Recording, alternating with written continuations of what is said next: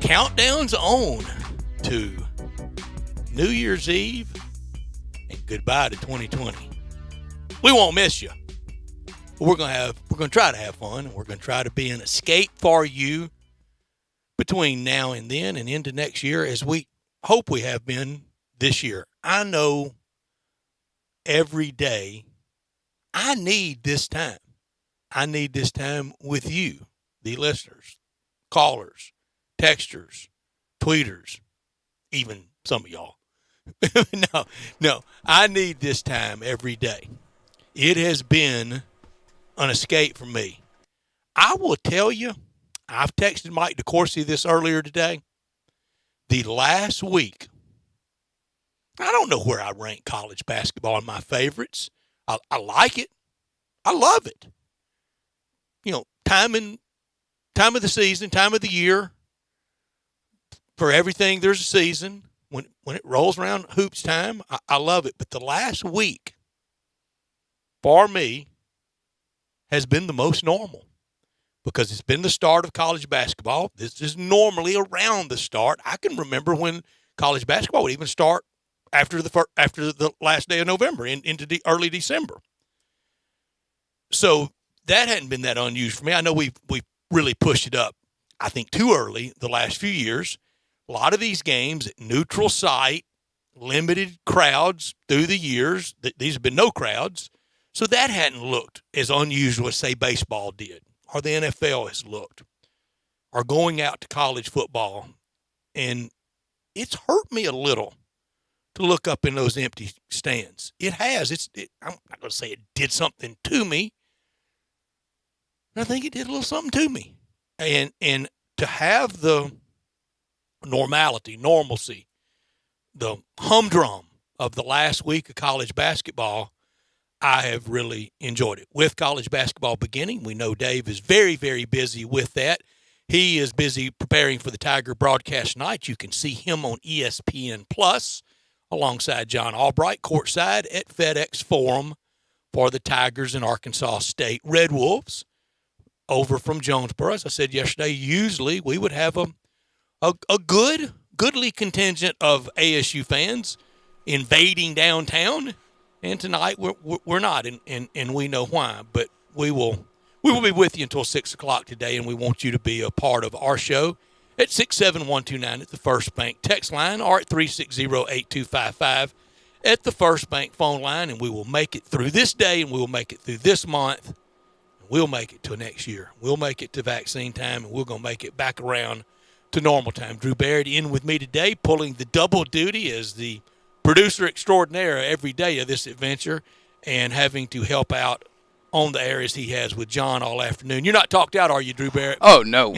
Not by any means. Not even close to it? Not even anywhere close to it. Could go for at least another 8-9 hours. Don't really want to. Let's do it. No, I am planning on going to the Tiger game. Tiger game tonight. Good. Yes. So I think that's going to be the biggest event that will hit me as, wow, this really is different. Because while it was different at Liberty Bowl Memorial Stadium, I'm not really going to fool myself or try to lie to anybody that I haven't ever seen the Liberty Bowl that empty, because, well, I have. I mean, the Larry Porter days were pretty slim. There was a lot of games where you could count everybody on your hands and toes almost. So, but FedEx Forum, it's just it's a different animal. Tiger basketball in general has been a different animal. Yes, attendance was down a little bit during Tubby Smith, but it won't be anything close to what we'll see tonight.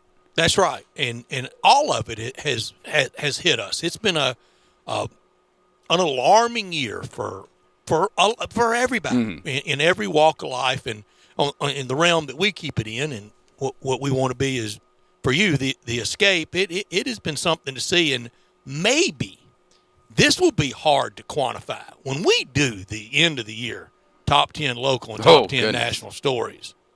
That's almost the impossible fool's errand this year, because you could just really say, number one, COVID, number two, COVID, number three, COVID, and that's local and national. That wouldn't really be great radio. That wouldn't even qualify as good radio, good summertime radio. I mean, that wouldn't even do that. But maybe, and this one's impossible. Hit me at 67129 at the First Bank text line on this one. Hadn't today kind of been peak goofy 2020 with the Wednesday afternoon, not even Wednesday night, pushed to Wednesday afternoon for the ceremonial tree lighting at Rock Center tonight? Who knew? I guess it's that big a advertising juggernaut for them. I mean, I've never watched it, but I usually do. And I really started making sure to watch after 9/11. I don't know that I ever was. I don't know if I've been riveted by it since then. But and if you ever go that time of year, it is magical. It is New York. It is the image you have. It's what we see on the Today Show and all that good stuff. 21 Clubs kind of over there. If you know where it is, you can kind of see it in the skating rink and all that good stuff where Mr. Roker does his stuff every morning. But I didn't know it would knock the NFL out of anything ever. I didn't think it would, but apparently it is that big of a deal. And a very important game. Yeah, very important game. I mean, in front of nobody. In front of nobody, but it's a very important game. I mean, if you, for my Ravens, of course, if you lose today, I mean, it's over. You got to do some really type of new math to try to have a positive spin. Your Ravens on will be with Dave's Bears and with my Lions. It'll be over. That's a very sad sentence. That's the company you're getting ready to keep, Drew. With the Bears? Okay, so let's double and triple down on Team Goofy today. No Lamar. Mm-hmm. Not one soul in the stands. I mean, Heinz Field, right there where the three rivers come together, nobody. And NFL playing and trudging right on, aren't they? And I think they should. I think they should, too. I mean, they've done a decent job, I think, with the Ravens and Steelers game because, one, we know it's a divisional matchup, has some implications. If the Steelers obviously looking to stay on pace with the 72 Dolphins, Ravens trying to keep the season alive, and they've basically come out and said, we're going to get all 16 in for all 32 if it kills us. And that's basically what they've done. And you look at, now I think they might have done Denver a little dirty over the weekend. Sent a big message. Yeah, sent a big message that, hey, we're not gonna if as long as it's not a team wide thing, if it's really just a one room type of thing, then hey, you're gonna have to find somebody to play. Tough luck. The only reason the Ravens game is really Ravens and Steelers really got moved is because it wasn't just one position room that got affected majorly. It was the entire team, both sides of the ball. And it's where we are. And with the news today of the NBA, yesterday we got after our show. We thought it was coming, the announcement of the 5 Christmas Day games, December 25th games, and now you're getting a lot of reports of schedule news, and we'll start getting local scheduling news, and we're going to keep a close eye out for that. But you got today from Shams Charania, the NBA schedule dates look like this. December 22nd, Nets Warriors, Lakers Clippers. December 23rd, Celtics Bucks, Mavs Suns. December 25, Pelicans Heat, Warriors Bucks, Nets Celtics, Mavericks Lakers, Clippers Nuggets. I don't know if that's just profile national TV or if that's all the games. Would that mean the Grizzlies first game wouldn't be until the 26th? Don't know, but we're going to start getting a lot more. And from what I understand, kind of the full release sometimes Thursday into Friday. But we're going to get more and more on the NBA. And we're going to get more and more of play on tonight at FedEx Forum. The Tigers will play on, as I said, against Arkansas State. I intentionally avoided this Monday and Tuesday because I think it's way too early, and I'm not driving the show with this topic today because I don't think we're anywhere close to this. But I have been a little bit amused by honeymoon talk, must-win talk. Are we serious? After 3 games, tonight being the 4th game of a 3rd year for Coach Penny Hardaway, not a chance. I said on the day he was hired, that I gave him mostly blank check, carte blanche for 3 years. That doesn't mean that the 2nd, the 3rd year is over, that you're going to start crushing the guy. I come in here with just, elbow right to solar plexus. You're not going to way. come off the top rope. You're not bringing chains in a chair. I don't think I ever have. No throwing fire? I don't think I ever have. I don't think it's largely necessary, even when you know the finality of someone. At the very end, mildly critical of Josh, but I gave him, I think, 5 years. And ultimately, I think it was Josh undid himself because he really turned on us. He not only just what he did, what happened on the court, off the court, he really, I think, at the end got bitter and turned not only on the media but on the fan base. But at the end for Larry Finch, I was mournful. I was sad.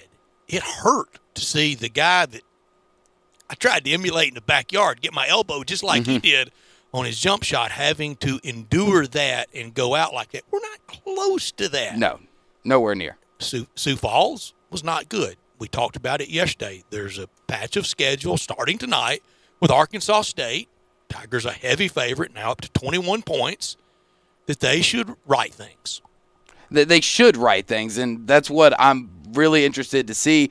And I don't think that all the woes that you saw in South Dakota are going to get fixed overnight. It's not going to everything's going to be back to the way that we thought the season was going to go and that everything's going to be hunky-dory and here we go. National championship, here we come. Final Four, here we come. But as long as there is some improvement, especially on the offensive side of the ball, more ball movement, more just off-the-ball movement on the offensive side of the ball, see that the defensive play stays the same. And for goodness gracious, can somebody other than Landers, Nolly, and Boogie Ellis make a shot? That's what I want. I want to see who's going to step up tonight to kind of solidify themselves as the number 3 this year, because it could honestly be higher than number 3, because while Boogie has had a really good first game, decent second and third game, I still am not all the way there with Boogie Ellis just because of how much drought there was last year. Yeah, you really did not embrace as much as I did the Wednesday performance. I didn't. The St. Mary's performance. You did not, Drew. Because I need to see the consistency. You know what you said. Why am I saying it? You're right. You're exactly right. I know exactly what I said. I remember most things I say. Yeah, we have to, because they can get horribly misstated if we don't remember on our own. At 3:30, we'll visit with T.J. Reeves from Buccaneers Radio. Gosh, the national TV narrative is one thing. They've got Brady, sports, football, obituary written and buried. And in the meantime, they also have Bruce Arians also with him. We'll talk with TJ about that. He was on the call for the Iron Bowl alongside Tiki Barber last Saturday for the national radio call of that. We'll get his thoughts on Mac Jones in Alabama and the SEC and the college football world. Of course, get his thoughts on the Tigers. At 3:50, more Tigers and Arkansas State talk about the game tonight. At 4 o'clock, Barrett Jones will be with us tomorrow. So today we're going to have Pat Smith with us from Jocks in Birmingham on the college football world, what the ACC did yesterday, basically insulating and taking care of their top 2 teams. It's going to be Clemson and Notre Dame in the ACC championship game, now really kind of unfettered. And will the SEC do that after this weekend? I have a hunch that the SEC will. Hunch, it's all I have. We'll talk with Pat Smith about it, that I think this weekend will be the last week of SEC play. No games on the 12th or the 19th. We'll see. At 4:30, the Business of Sports with Rick Harrow, professor from Harvard and part of the NBC family of stations, on all things sports and advertising, on all things business and advertising in the world of sports. At 4:50, you mentioned Landers Nolly. We will rank our Tigers 1 through 10. I only went 10. I did not go DeAndre Williams, and I did not go Ahmad Rand. I think that's the only 2 that might still play this year. That I just went through 10 on order of importance, order of need, order of necessity.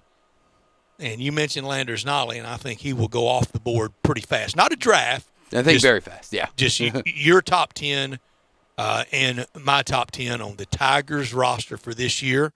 We'd love yours at 67129 at the First Bank text line. Mike DeCourcy from the Sporting News, the Hall of Fame writer, the award-winning writer. He will join us on college basketball at 5 o'clock in the business of sport, and the AutoZone Liberty Bowl with the executive director of the AutoZone Liberty Bowl, Steve Earhart. He joins us every week during college football season, and we are getting close now, 29 days before the 62nd AutoZone Liberty Bowl. And a lot of national predictors and a lot of conversation centers around Ole Miss. I mean, there's no need trying to be coy or not straight with the listener. I will be very surprised, especially at 4-4. Now, if I'm wrong and the SEC plays the next 2 weeks and Ole Miss were to win at College Station and win at Baton Rouge against LSU, one of those two probably could happen. One of them possible. But either could happen as well. You know, at 6-4, I think that would vault Ole Miss out of AutoZone Liberty Bowl contention, unless we really want to maintain, and I think they do, some type of regionality and ease of getting to Bowl City one day, maybe two before. The old days of they've been eliminated by the SEC, by college football rules anyway. 1994, in their first year in the Big Ten, Penn State qualified to go to the Rose Bowl that year. I think they played Oregon. Really good Penn State team that year. Joe Paterno took lock, stock, barrel, blocking sleds, every piece of equipment from State College. They headed to Pasadena on December 1st. Wow, that's a long time. I mean, I guess if you really want to acclimate to the time change, then spending 4 weeks out there is the way to do it. He wanted to reward that team. He wanted to get to that weather, and he wanted, and you know, the boosters and fans started trickling in, you know, in the days and week or even weeks before that game. But he wanted to get out to that sunshine and really kind of spike the ball on in that first year, getting to Pasadena, to the promised land for Big Ten, Pac-12 partisans. It is, and after being at that game, I fully understand. So we'll talk with Steve about all the workings of the bowls and everything centered around the AutoZone Liberty Bowl. It sure looks like we're going to have some good options for it. We are in our Family Leisure Studios where family and fun come together. Holidays at home sale, spas in stock in hundreds on order. Pool tables, game tables, arcades, massage chairs. I wonder on the massage chair, after all the eating we did last week and all the eating we're going to do during the holidays, can you roll over and will it rub your belly for you? Maybe so, those great massage chairs. Buy pools now and save 2021 price increase and get early scheduling. Get in line now. Family Leisure, 2120 Witten Road, just north of I-40. Dave doing the Tigers game tonight. He will be back with us tomorrow. Drew Barrett co-hosting with me, and it is time for our top story of the day. Top story of the day. Drew, you first. All right, my top story of the day. Tigers look to get the season back on track tonight with their home opener against Arkansas State at FedEx Forum. Been very good to the Tigers in their home openers. Haven't lost a home opener at FedEx Forum since they started playing there in 2004. Haven't lost a home opener, period, since 2002 when they lost in the Pyramid against Austin Peay 81-80 in overtime. Yeah. So Tigers look to get the ship back on track against the Red Wolves. Good stuff. We're thinking along the same thing. On my top story, Coach Penny Hardaway's third home opener as head coach of his hometown Tigers last year, a 33-point win over South Carolina State that I begged Drew to go to. He didn't. He missed I got stuck here. It's not my fault. I would have been there. That's why I'm going tonight. I'm going to make sure I'm there tonight, just in case. I wouldn't say stuck. It should be from the heart that you love it so much that you were here instead of being at FedEx Forum. I wouldn't say stuck. You were stuck here. I was stuck here. 28-11 for James Wiseman that night. First year of the home opener, 15-point win over Tennessee Tech. 30-10 from, can you name him? I had to look it up. No. Kevon Davenport. Oh. Tonight over 21-point favorite over Arkansas State tonight. And a home opener unlike any other. In a year unlike any other. There will be very few fans there. And there are a lot more questions now than really we have answers. For Coach Penny Hardaway, 2-0. I'm sorry, 1-1 as a no. I'm sorry, I screwed it up again. 0-2 as a player in home openers. So he's 2-0 as a coach, 0-2 as a player in home openers. His first home opener was the opening night of the Pyramid. I was there. 91-89 overtime loss. And then in the second year, in 92, the home opener, 86-85 loss to Tulane. Both heartbreakers. Both ended in NCAA tournaments. It's just a little I'll take it. Little illustrative of even after maybe a rough and tumble, rocky start, things can work themselves out. Not top story of the day. Not top story of the day. Michigan has canceled its game against Maryland this weekend after moving all football activities virtual earlier this week due to the rise of COVID-19 cases within the program. And with the way COVID has affected teams this year, it normally means at least a 2-week sentence of cancellation, which puts Ohio State and Michigan in jeopardy next week. And if Ohio State does play their game against Michigan State, which that's still kind of up in the air whether that's going to be 100% go on Saturday, December 5th. But if they lose the game against Michigan in 2 weeks, that's no Big Ten championship, and honestly, that's no CFP. But they're already talking about amending that. Barry Alvarez with late afternoon comments about maybe amending that for Ohio State to not do mortal damage to the Big Ten brand and to Ohio State. My not top story, NBA Christmas Day slate revealed. No surprise, no Grizzlies. One of these days, and maybe, hopefully, really soon, it'll be Grizzlies on Christmas Day as the host. I don't want to just do it as the visitor. I'm ready for FedEx Forum to host on Christmas Day, and if it's not soon with Ja and Jaren, then that means they haven't done very much with those players, and that means largely they've made no noise and they've mostly been wasted. They won't be very relevant. But again, the Christmas Day matchups are these: Pelicans at Heat, Warriors at Bucks, Nets at Celtics, Mavs at Lakers, and the last game of that day at night will be Clippers at Denver for all those games. Very unique partnership with the NBA and TNT down at the Bubble with FanDuel. And right now, you can have the in-game play at FanDuel. So you're watching all these games. You see another ad for FanDuel Sportsbook. You think to yourself, is that legal here in Tennessee? You bet it is. FanDuel Sportsbook. Now legal in Tennessee. You can place your first bet on FanDuel Sportsbook risk-free and get up to $1,000 back if you don't win. Seriously, there's no strings attached. Just place any bets you want. If you win, you keep the cash. If you lose, you'll get your entire bet up to $1,000 back in bonus site credit, so you can take another shot at the end zone or another slam dunk. How would you use that risk-free bet? All the college basketball tonight. You might have wanted to go with the Steelers and laid the 10 points this afternoon. And with FanDuel Sportsbook, generous risk-free bets are just the beginning. They've got a simple app, live betting on every game, and exhilarating bet types such as same-game parlays, where you combine multiple bets from one game into a single parlay. And once you win on FanDuel, they get you your winnings in as little as 24 hours. Easy to register, easy deposit, easy to find your bet. They get you your money fast the way it should be. Range of betting options, odds boosts and specials every single day, and some big super boosts each weekend to claim your risk-free bet. Just download the FanDuel Sportsbook app and be sure to sign up with promo code CASH so they know I sent you. That's FanDuel Sportsbook, promo code CASH. Must be 21 or older and present in Tennessee. Site credit is non-withdrawable, expires 7 days after receipt. Terms apply. See sportsbook.fanduel.com for details.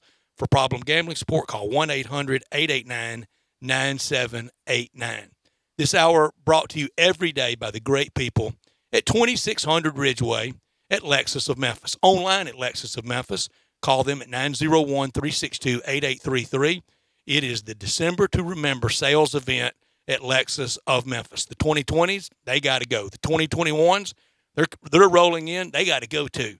If you've ever thought I'd look great in a Lexus, well, guess what? Lexus of Memphis thinks you would look great in a Lexus as well. Drive in luxury and confidence knowing that every new Lexus comes with complimentary first and second maintenance services. Stop by today at the one and only Lexus dealership in Memphis at 2600 Ridgeway and put yourself in the driver's seat of an all-new 2020-2021 flagship LS500, and you will be looking and driving great. When you purchase a Lexus, you get top-of-the-line engineering and design that makes for the luxury driving experience.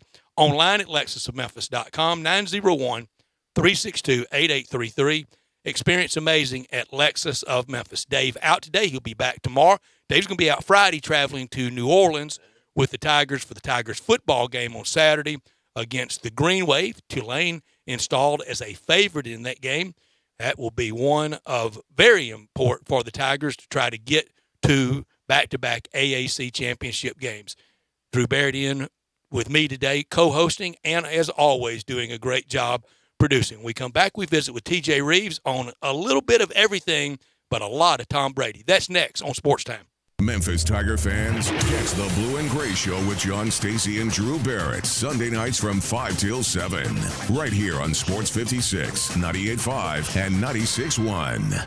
Spend the holidays at home this year with a little help from Family Leisure. Family Leisure has so many spas in stock and hundreds more on order. Now's your time to really save big. Huge savings on pool tables, game tables, arcades, massage chairs, and a whole lot more. Buy a pool now and save the 2021 price increase. Plus, you'll get early installation scheduling. The Holidays at Home sale happening now at Family Leisure, Whidden Road at I-40, where family and fun come together for the holidays.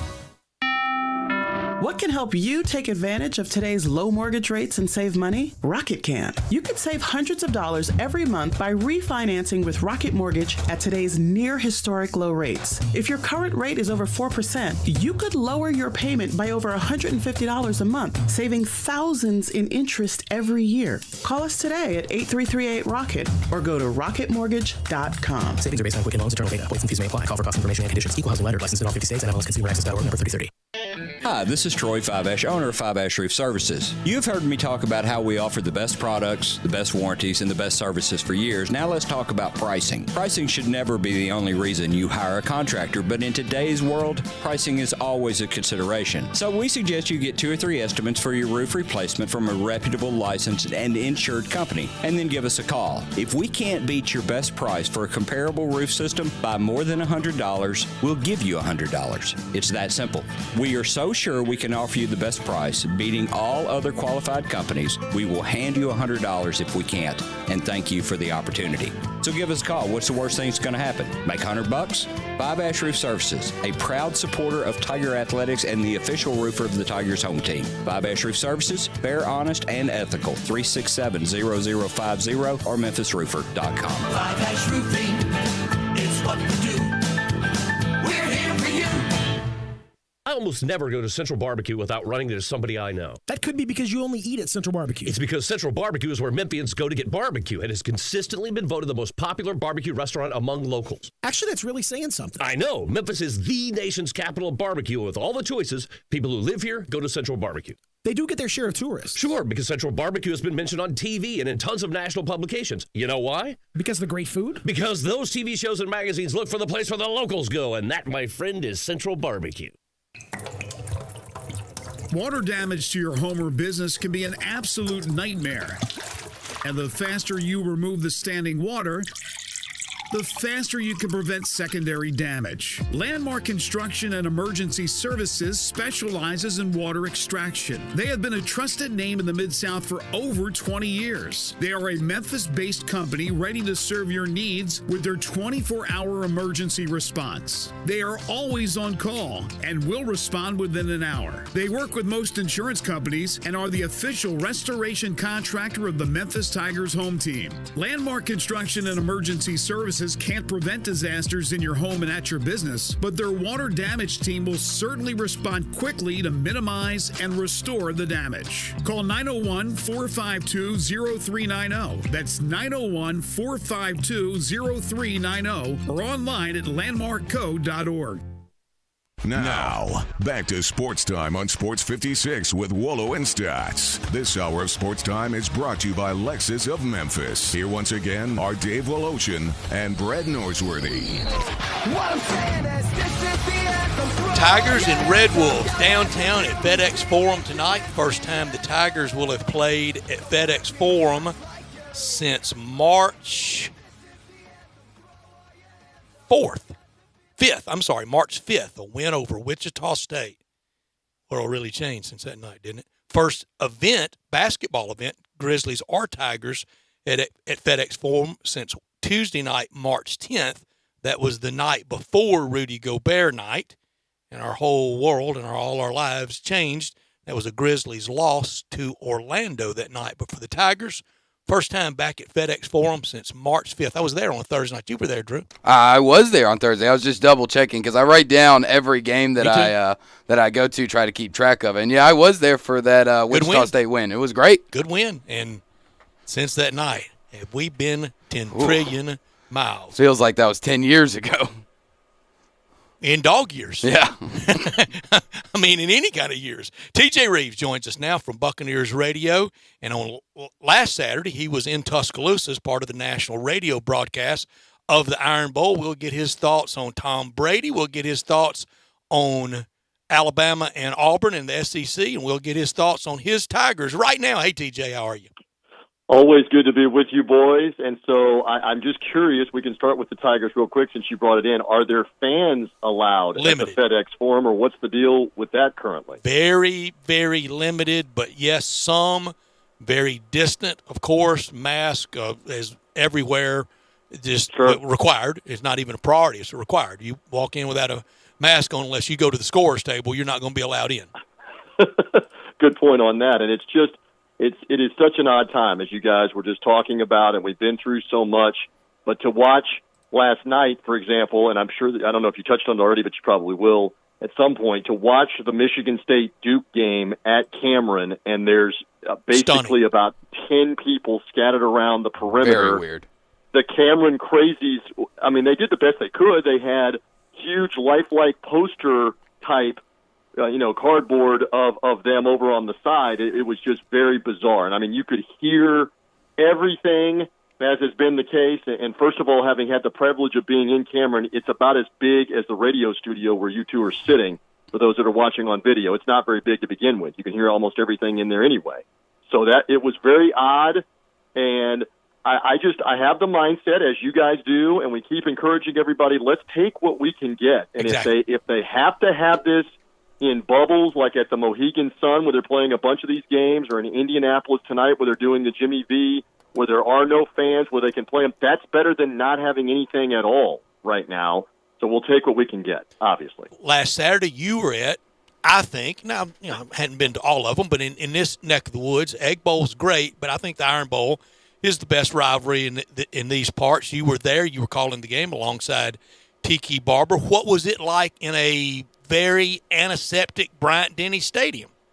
So it was weird. I mean, obviously, we take what we can get. We knew there'd be 18 or 19,000 people there. There was some atmosphere. I mean, it is certainly going to be a lot better than what you're going to see if they do, and we'll get to this, if they do, in fact, play Michigan, Ohio State in front of no fans next weekend. That's as bizarre as any game they've ever played against each other. So at least there were some fans for Auburn and Alabama.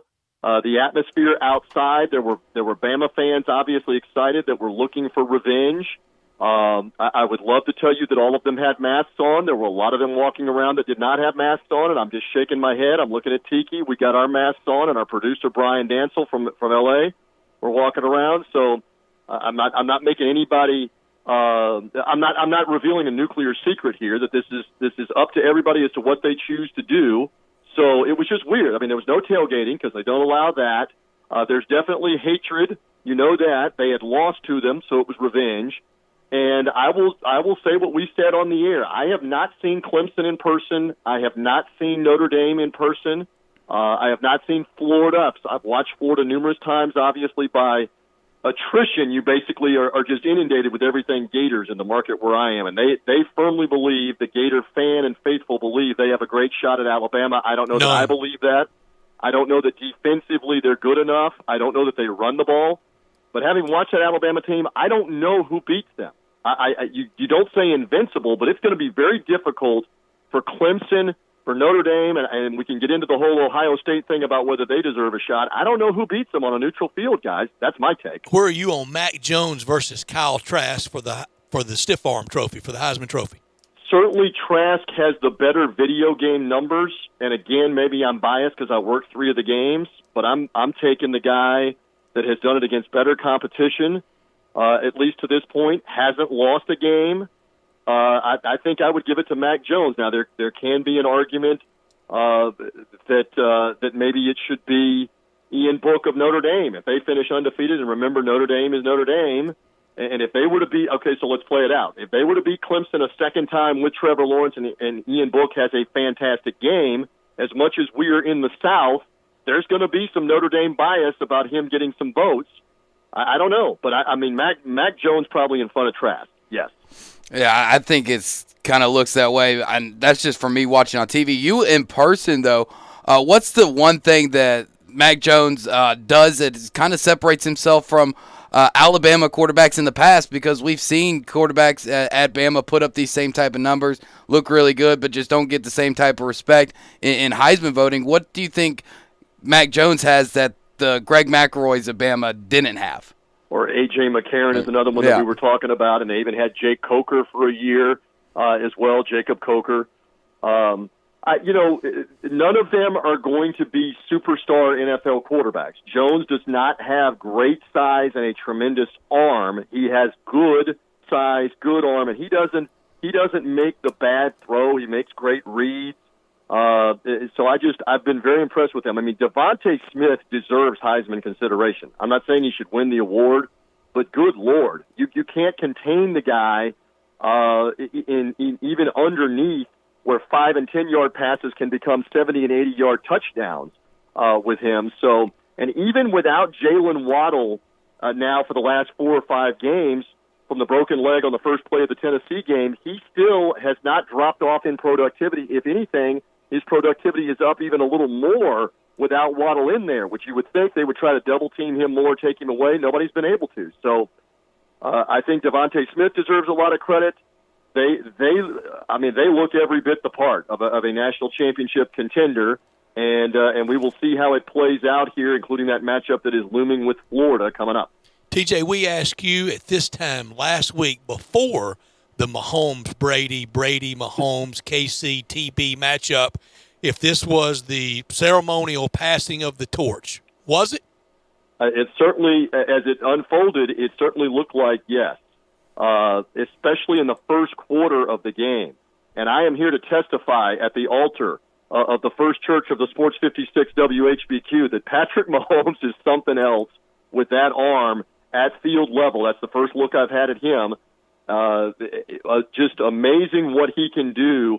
As so many have said, including Bruce Arians added to the list on Sunday, when you're talking about off balance, when you're talking about backing up, doing things fundamentally you're taught even back in 7-on-7 in middle school, don't do this. In high school, do not fundamentally back up and throw the ball back across the middle. Yet that arm is so electric that he can get away with it. And those throws, I mean, that throw to Tyreek Hill for the 75-yard touchdown was just a laser. And so they are something else to behold. And Tom Brady did not play anywhere near that level, especially for the first 3 quarters of the game. Now, they came alive in the fourth quarter, just not enough. So Kansas City's the team to beat. Kansas City obviously is looking at a very good chance to repeat. I know the Steelers are trying to finish off this, speaking of the bizarre year. At what point did we schedule the Steelers-Ravens game? I think it might have been 3 weeks ago or 2 months ago, but they are playing it actually this afternoon, and Pittsburgh is, oh, by the way, trying to be 11-0. They play Washington next week with a chance to be 12-0. And interestingly enough, if this progresses along and they don't lose, Kansas City's got to go to them, obviously, eventually. A long way to go in an AFC title game if it were to come to that. So, that, I mean, to say they can't be beaten, of course, Kansas City can be beaten. But, man, I was impressed. Tyreek Hill, tremendously fast, but they are much more than him. Kelsey, the tight end, over the middle. I don't know about the defense overall, because a lot of people have thrown and scored on their defense, but Kansas City, again, a lot like Alabama, looks the part of champs. On the other side of that matchup, you mentioned that Brady didn't look very good for the first 3 quarters, came alive in the fourth. And it seems like nationally, a lot of people are ready to get out the shovel, start digging a hole, and putting Brady's career in it. But if you look at the remaining schedule, TJ, with Bruce Arians, exactly, it looks like a pretty easy path to finishing 4-0. Do you think that Brady turns it around? The Bucs finish 4-0 against the Vikings, 2 against the Falcons and the Lions, and everybody is kind of digging back up his career?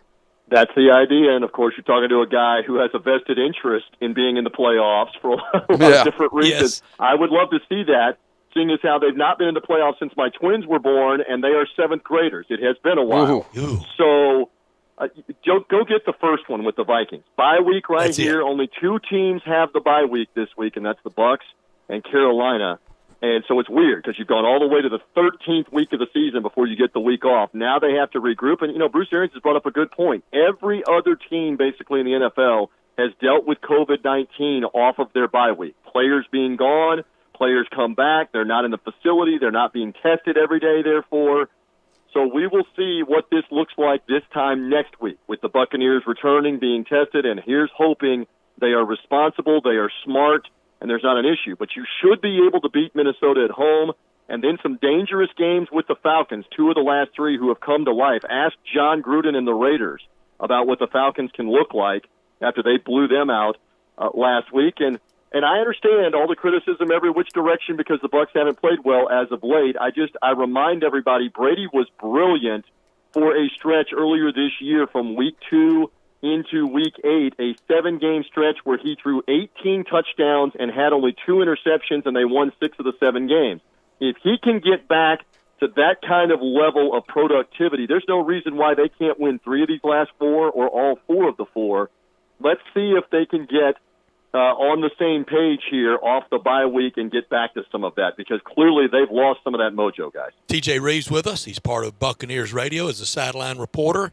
Also does a lot of national college football games and college basketball games.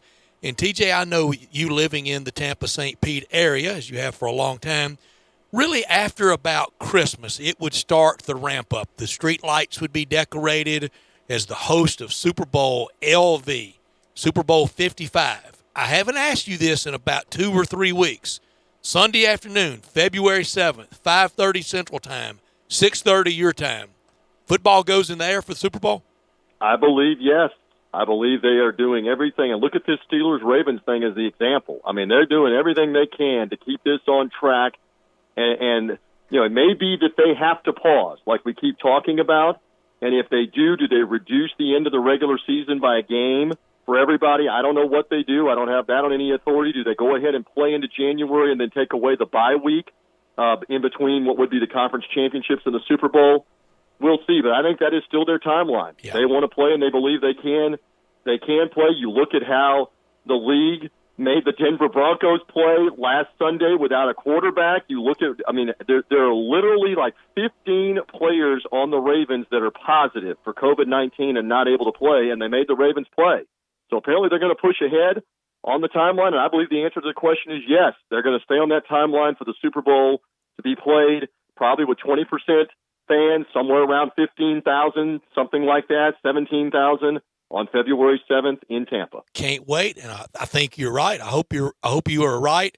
And today was just illustrative of the NFL is going to do everything to make sure they play. When you break Al Michaels out at 2:20 on a Wednesday afternoon, no, he didn't do it. Mike Tirico was doing the game Mike today. Tirico and Chris Collinsworth are calling it, and it's weird. It's in an empty stadium in Pittsburgh. I walked through the hallway here and heard that crazy. Ubiquitous Sunday night NFL liner playing. I thought, is that somebody maybe mixing something in a more than one person pointed out, it does not have the same ring Carrie Underwood singing "Waiting All Afternoon" for Wednesday. It does not. But what a weird time that we are in with all of it. I leave you the same thing I said a few moments ago, and you guys keep saying, everybody stay positive. We will. Test negative. That's the phrase. Yep. Let's take what we can get, because we were bemoaning that we had nothing for about 60 days back earlier this year. Let's take what we can get. You are so right. TJ, we'll do it again next week. Thank you for your time today. Be safe. You guys be well. Thank you. You got it. Thanks, TJ. TJ Reeves with Bucks Radio, regular guest on this show forever, and we appreciate it. First Bank text lines at 67129. First Bank phone line 360-8255. First Bank, replete with many stories and a record of customers reaching high. Community Bank's the preferred lender of people building a success story. Build your success story with First Bank. Visit firstbankonline.com. That's firstbankonline.com. Experienced Memphis bankers that know what you need, and experienced Memphis bankers that you can trust. You see them out in the community. You know them very well. When you go to First Bank and you have an application for a home remodel or refinance a home or buy a car or just some cash on hand to have some liquidity, It's no out-of-town board that approves it. It's not Knoxville. It's not Birmingham. It's not Nashville. It's not Atlanta. It's right here in Memphis, all with deep Memphis roots in banking and business experience that are accountable to you, the most important people, the customer. That's what First Bank, that's what they strive on. First Bank, with stories and a record of customers reaching high, visit firstbankonline.com. That's firstbankonline.com. When we come back, we'll round out hour number one, some great texts on the text line about just how goofy this year's been. It's going to, almost any story when we get through with it won't surprise me because we've all had that experience. We'll read a couple of those. You can join in as well at 360-8255 or at 67129. Dave off today. Be back tomorrow. You'll see him and hear him tonight on the Tiger broadcast with John Albright with the Tigers in Arkansas State. Brett and Drew with you. We'll be back on Sports Time. You have opinions? I think they got a lot of athletic ability. We want to hear them. Oh, absolutely. I agree with you. Call us on the First Bank phone line at 360-8255 or text us on the First Bank text line at 67129. The holidays are just around the corner. Have you heard what James Gaddis Jewelers is doing? Everything. James Gaddis has everything for your family, friends, and loved ones. A tremendous selection of diamonds and jewels, gold and silver, and more. Lots of watches, tons of custom-made jewelry, diamonds, fine gemstones, bracelets, necklaces. So many choices. Romantics will love the one-of-a-kind estate and vintage jewelry. And with the experts at James Gaddis, pick out the most dazzling and beautiful diamond, bridal and engagement rings. Plus, 2 repair experts for fine watches and jewelry. You can find everything to fit your style and budget with layaway and financing available. James Gaddis, a Memphis tradition, local and family owned. Whatever your holiday dream, make it come true at James Gaddis Jewelers, 4900 Poplar. Be sure to listen for the Memphis Sports Fact, brought to you by James Gaddis Jewelers each Monday and Friday on Sports 56 middays. I'm giving Jeb's basement renovations 1 star. He kept asking me what's behind the walls down there. I'm like, why? What do you know? No matter how hard you work for your small business, online reviewers will find something to complain about. And then he's like, you can trust me with the job. And I'm all like, trust? And while Progressive can't save you from these trolls, we can help you save money on commercial, auto, and business insurance. Yeah, he charged me less than he said he would, which is lying. Get a quote online today at progressivecommercial.com. Progressive Casualty Insurance Company, affiliated and third-party insurers. Is your wife asking you to stop eating junk food? Well, we have you covered at Humdinger's. It's quick and it's healthy, and most important, it tastes amazing. With many choices from salmon salad to rainbow trout and grilled asparagus. Come visit us for lunch at Humdinger's, 6300 Poplar Avenue.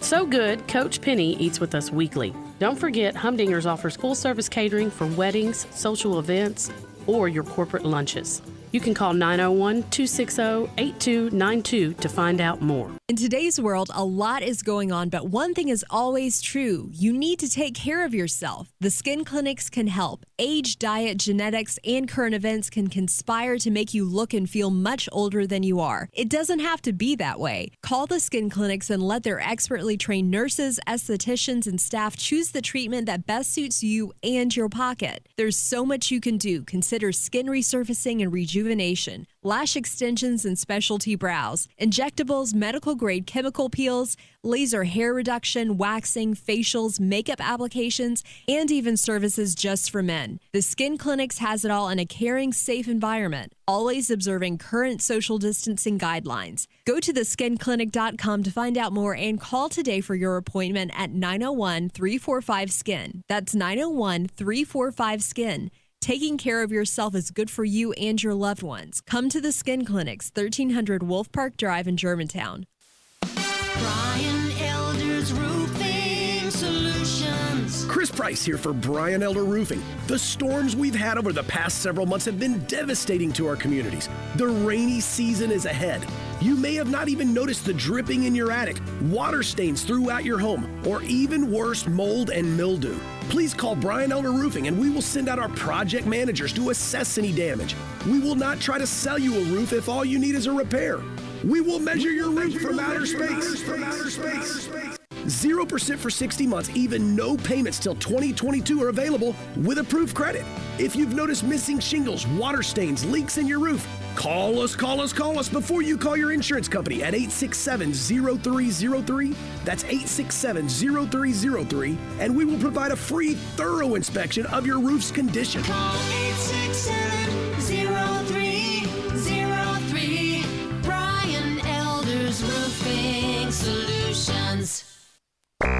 Now, back to Sports Time on Sports 56 with Wolo and Stats.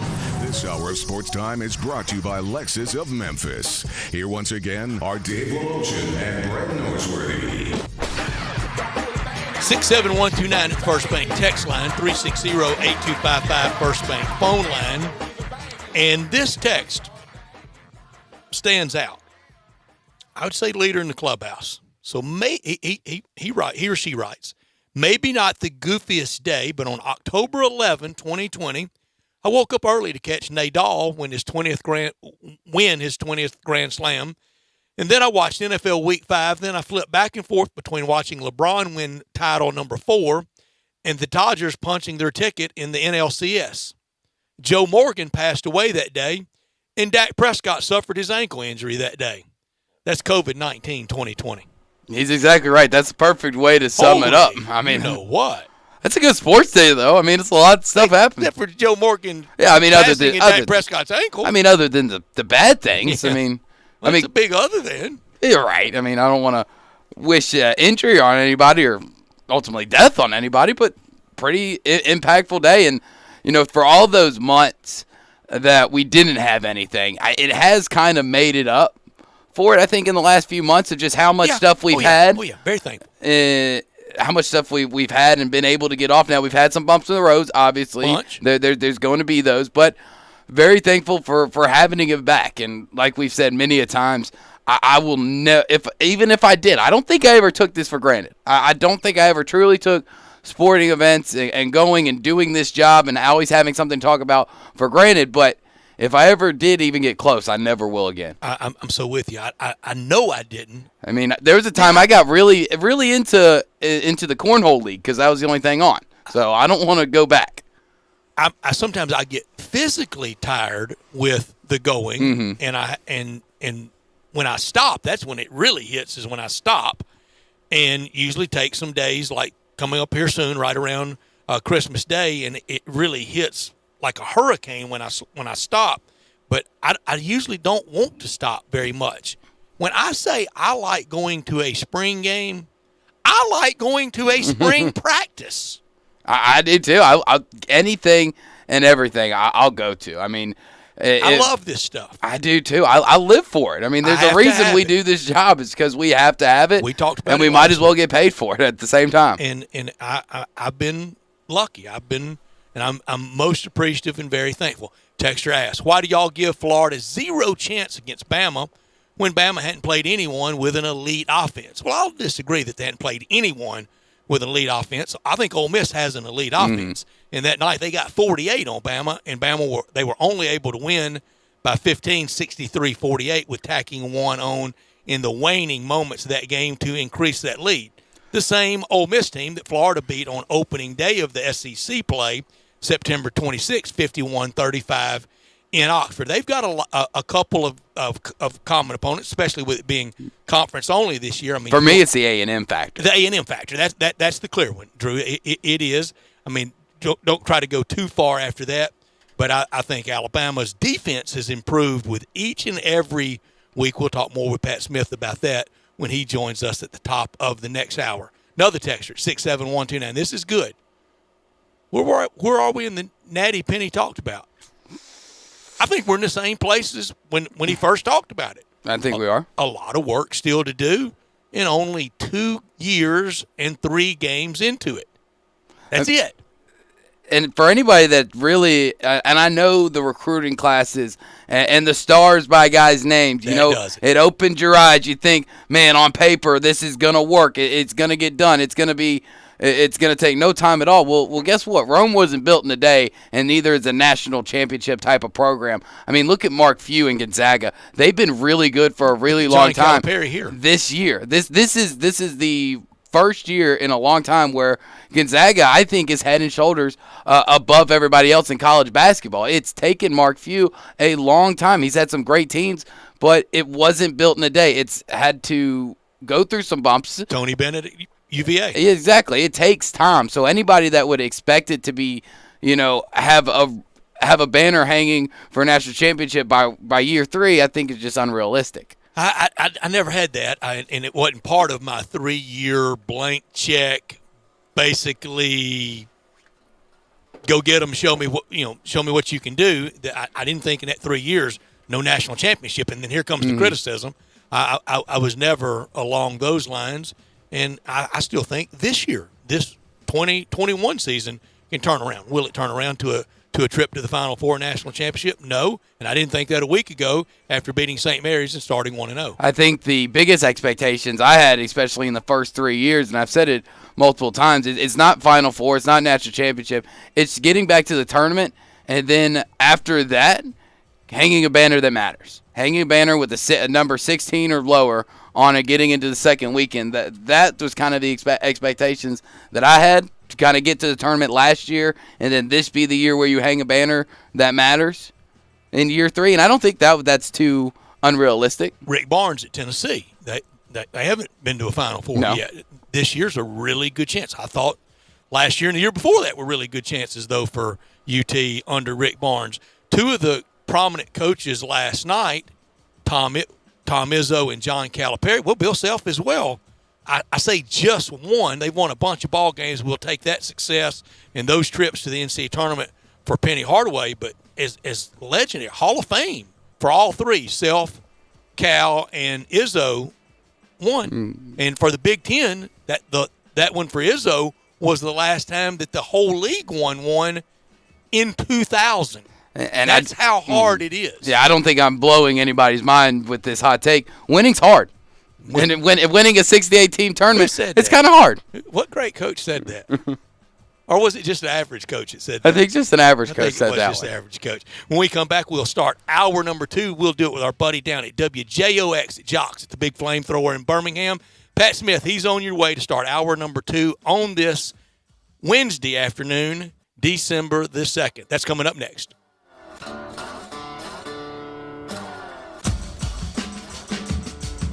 Hi, this is John Conway with Conway Services. When was the last time you had your heating system cleaned? How about a safety inspection? Right now, Conway Service is offering our 16-point Energy Saver Super Tune-Up on your heating system for only $69. That's right, for only $69, we'll come out and perform our 16-point Energy Saver Super Tune-Up on your heating system. We'll also include a complete safety inspection using our state-of-the-art camera system, making sure your heating system is safe to operate this winter. Plus, we'll run a carbon monoxide test on your heating system, all for only $69. If that's not enough, as your smart home provider will include a free Nest Hub with your paid tune-up while supplies last. You can have the peace of mind knowing your heating system is safe and ready to use on those cold winter nights. So call Conway Services, the Mid-South's premier heating, cooling, plumbing, and electric service company at 384-3511. And call this week, and we'll perform your heating system tune-up for only $57. Call 384-3511. Conway Services. Call Conway today.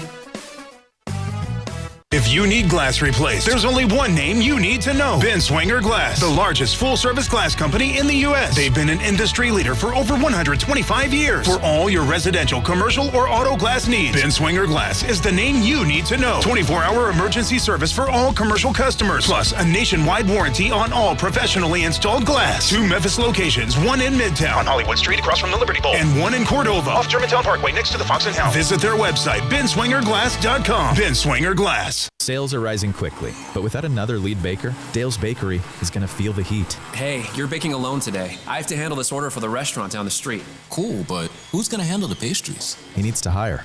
I need Indeed. Indeed you do. The moment you sponsor a job on Indeed, you get a short list of quality candidates from our resume database. Indeed delivers 2.5 times more hires than the other branded job sites combined, according to Breezy HR 2019. Visit Indeed.com/credit and get a $75 credit for your first job post. Terms and conditions apply. Farmers Insurance knows that there's a not-so-subtle difference between the sound of a car hitting your rear bumper and the sound of a clown car hitting your rear bumper. Whoa, whoa, whoa, whoa! Sorry about that. What? We call that a 3-ring fender bender, and we covered it. Talk to a farmer's agent. They know a thing or two because they've seen a thing or two. Call Chad Gatlin at 901-235-1176 or get a fast quote at memphisfarmers.com. We are farmers. Bum, bum, bum, bum, bum, bum. Underwritten by Farmers Truck Fire Insurance Exchanges and Affiliates. Products not available in every state. Try Vicks VapoCool Drops in Honey Lemon Chill for a fast-acting relief of Honey lemon. not to mention a soothing chill. So remember, Vicks VapoCool Drops are Honey lemon. and Honey lemon. Honey lemon. yeah, Honey Lemon Chill. Get fast-acting relief with Vicks VapoCool Drops in Honey Lemon Chill. Use as directed. Get in the zone. AutoZone. Welcome to AutoZone, where we've got more ways to get what you need fast and take care of that fall tune-up. With our free same-day store pickup, you can order online and pick it up today at your local AutoZone. Or we can bring it to you with our free next-day delivery. Just order on AutoZone.com by 10 p.m. and we'll have it at your front door the next day. Getting your job done just got easier. Free next-day delivery on eligible orders. Restrictions at AutoZone.com. Get in the zone. AutoZone. We are Sports 56 WHBQ Memphis, W253DF Memphis, and WIVG Tunica Memphis. Flynn Broadcasting Stations. Now, more of Sports Time on Sports 56 with Wolo and Stats. This hour of Sports Time is brought to you by Homer Skelton Hyundai. Here once again are Dave Woloshin and Brad Norsworthy. Thank you, Drew Barrett. Hour number 2 begins now on this Wednesday afternoon. Almost halfway through our show and halfway through the week for this Wednesday, December 2nd, 2020. Dave Woloshin will be back with us tomorrow. You will see and hear him tonight on ESPN Plus alongside John Albright doing the play-by-play, the voice of the Tigers, back with us tomorrow. And then he's out of here on Friday because he heads to New Orleans for the Tigers to play Tulane. I've got one of my very best friends lives in New Orleans and mixes and mingles and gets out and enjoys the city that he has called home for about 21 years now. And he said it has been very different. So I can't wait to hear the perspective of someone like most of us, and Dave is that person, loves New Orleans, what that's going to feel like to go down there and be weird. It just kind of be a whole slow time. I mean, because I in a love place that doesn't do slow times. I love New Orleans, and it's if you've been to New Orleans, most of it is sin and debauchery, and by golly, I love sin and debauchery just as much as the next fella. But yeah, I do too. And I true confession here, this is super weird.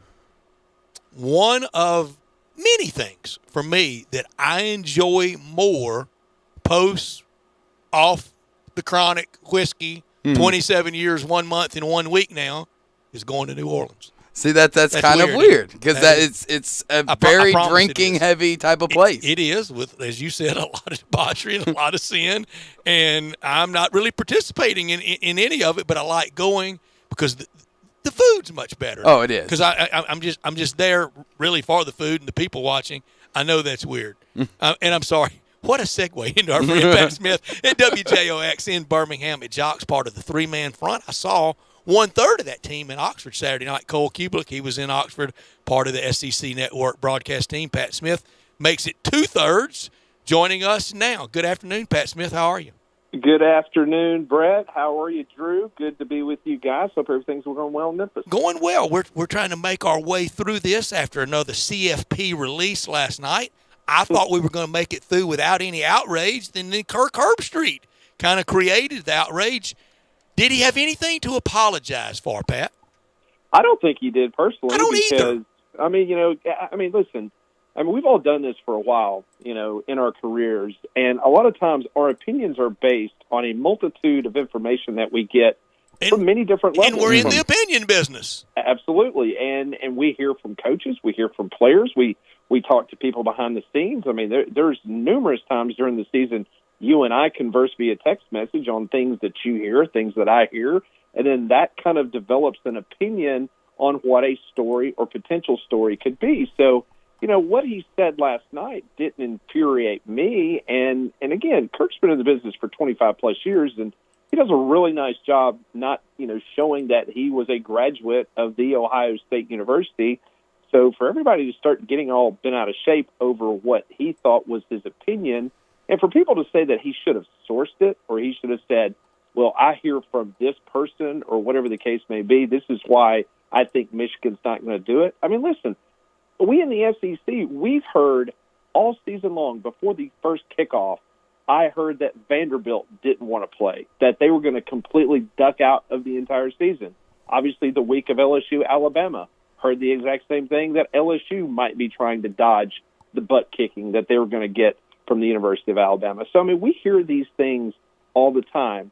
Now, is it valid or not? I mean, again, we're not in the coaches' offices, but we hear enough around the league and around college football where we can develop those opinions, and that's what Kirk was giving last night. Yeah, I completely agree. We're in the opinion business. You get yelled at if you don't give your opinion, but if you do and you kind of see the writing on the wall, then you get yelled at as well.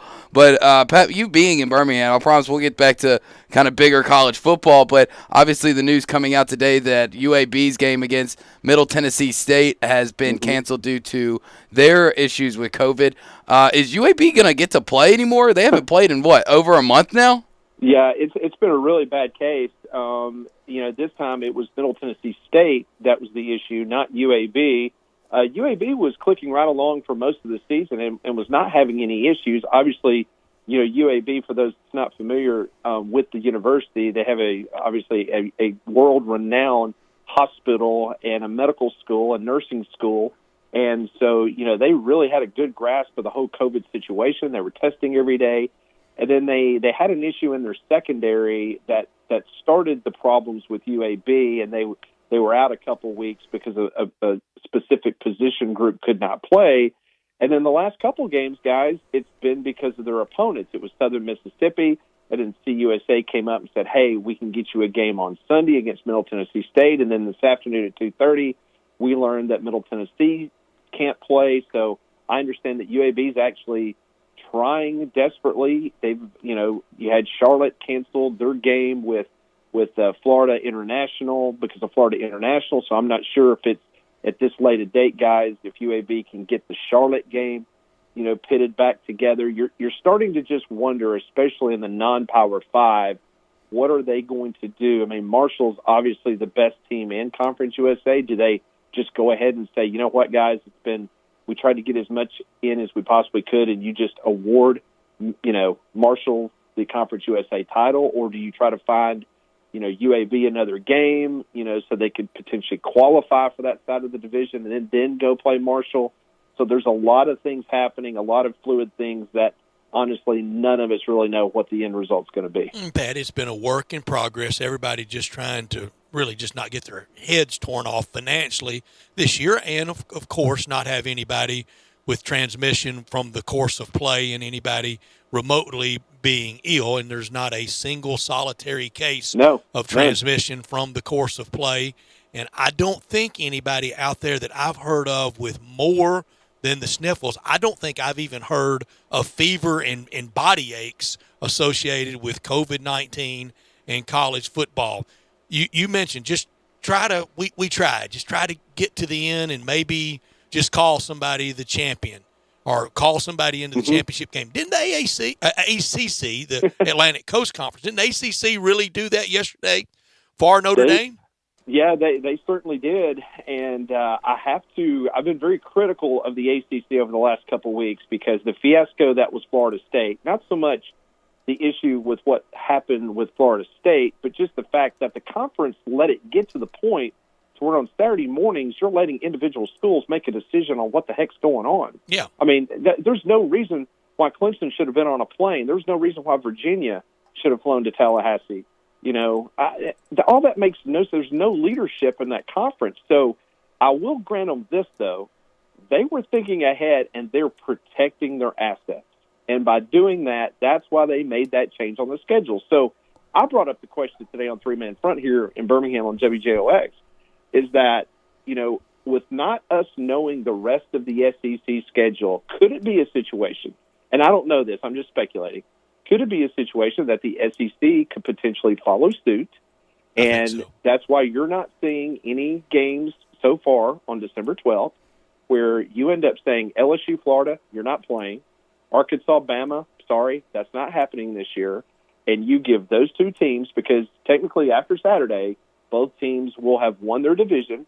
So at that point in time, you can go ahead and act like Notre Dame and Clemson, give them the 12th off, and then they play football in Atlanta on the 19th, and then the rest of the SEC could take what's left, and you can plug in the games that you need to try to fulfill the 10-game schedule or those teams that still want to play football. Oh, so you still hold out everybody getting in 10 except for the East and West champs. Correct. Wow. So, See, I'm not that optimistic. I think for a couple of us, and I've said it, I will believe not necessarily the bowl game, but I will believe for Ole Miss, LSU, Ole Miss, Texas A&M, I'll believe it when I'm sitting at Tiger Stadium or at Kyle Field. Yeah. For 2020. Yeah. Well, again, there's so much that every single day you think you've seen it all. And again, we're ready to talk about Kirk Herbstreit today, and then all of a sudden Michigan says we can't play football this week against Maryland. Then all of a sudden, Kirk Herbstreit looks like Nostradamus, predicting that, hey, next week Michigan stopped playing football because, think about this. The Big Ten, this will be the 7th week of Big Ten football. There's only been 1 week on their entire schedule in which every single game was played, and that was the very first weekend of football. Since then, they have multiple cancellations each and every week, and it all goes back to the fact that Kevin Warren was completely confused on what he should do and how he should do it, and by them not starting at least in the month of September or at least the first couple weeks of October, it has really boxed them in to where at this point, before I came on the radio with you guys, I saw that Barry Alvarez gave an interview to the Detroit News, and he says that they're actually discussing now the idea of revisiting, what is needed, the minimal standards for playing in the Big Ten championship game. So they're going to take the cue from the ACC, and they're going to make daggum sure that Ohio State is going to be given every opportunity to represent the Big Ten in the college football playoff. Because why? Because if they go to the college football playoff, the conference as a whole wins because of the divided shares of the money that's distributed by the college football playoff and ESPN.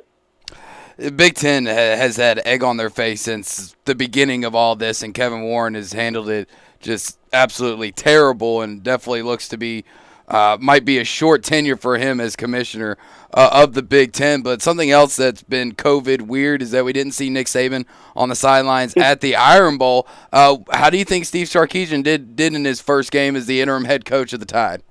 Well, I will tell you guys this, and obviously that was kind of our big week in Birmingham radio. The Iron Bowl. It's unbelievable. Bigger than the Super Bowl. It is here. There's no question. And but nobody from the Alabama side was concerned whatsoever about Nick Saban not being on the sideline. And I'll tell y'all why. Because they went a whole week of Georgia week, which was obviously a much bigger game than the Auburn game came up this year. They went through the whole protocols that whole week where Nick Saban was at home. He was watching practice. He was on the phone with Charlie Strong, who's one of the Alabama analyst who was basically carrying a phone around and listening to Saban, instruct him on what they needed to do here and do there at practice. So they had a dry run on how this football team was going to be able logistically to handle game day. So when they got time to the Auburn game and they had to go through the same things that they went through with Georgia week, they were all used to it. Nobody was freaked out. None of the coaches, it ran flawlessly. And so once the game plan was put in place and, Steve Sarkisian did what Steve Sarkisian has done since he's been the offensive coordinator there, and everything else that was decided on the field between the coordinators, that went, fluid and went fine. And lo and behold, Alabama, the machine, the process that you hear so much people talk about this program, it showed itself Saturday. It is very workmanlike. It is a business type situation. And so when these guys get together and they go through their logistical plans, they didn't miss a beat, not a beat whatsoever in that ball game. But Steve Sarkisian has done an outstanding job, and I'm really shocked that his name is not, more bantered back and forth with some jobs, like South Carolina and if some other jobs come open here in the next couple weeks. But again, he is making $2.5 million at Alabama, and he's making that without having to be the head football coach and take on certain other responsibilities. Pat Smith, our guest. You can follow him on Twitter at Pat Smith Radio. He tri-host of the Three-Man Front, heard daily on WJOX in Birmingham. 29-point win over your biggest rival without your head coach. Drops Gus Malzahn to 3-5 now against Alabama as head coach at Auburn. 0-4 in Tuscaloosa by an average of about 22 points. I think the closest game was an 11-point loss, 55-44. So Gus really takes the victory lap with those 3 wins on the Plains and one in historic but about as fluky fashion as you can ever win a game. Yeah, and the other stat I want to give you about Gus Malzahn, he's 0-4 against Alabama in Tuscaloosa. He's 0-4 against Georgia in Athens. And he's 0-4 against LSU in Baton Rouge. Think about that. That says a lot. That ain't good. That's not good. But he will be the coach, and I think should be the coach of the Auburn Tigers on opening day of 2021. But he better unless, just throwing this out there, and this is a big one. If he loses this weekend to Texas A&M in a fashion that is unbecoming of a typical game at Jordan-Hare Stadium under Gus Malzahn, and he loses to Mississippi State, then at that point in time, I cannot say with a high degree of certainty that he is back at all. Wow. Double Lee Corso yo there. There's a lot of ifs there, okay?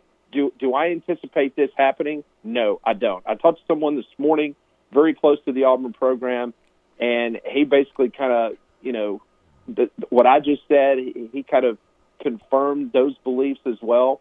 This has been a crazy year. I know we've seen Vanderbilt, we've seen South Carolina. We're probably going to see Texas make a move in the next week or two with Tom Herman.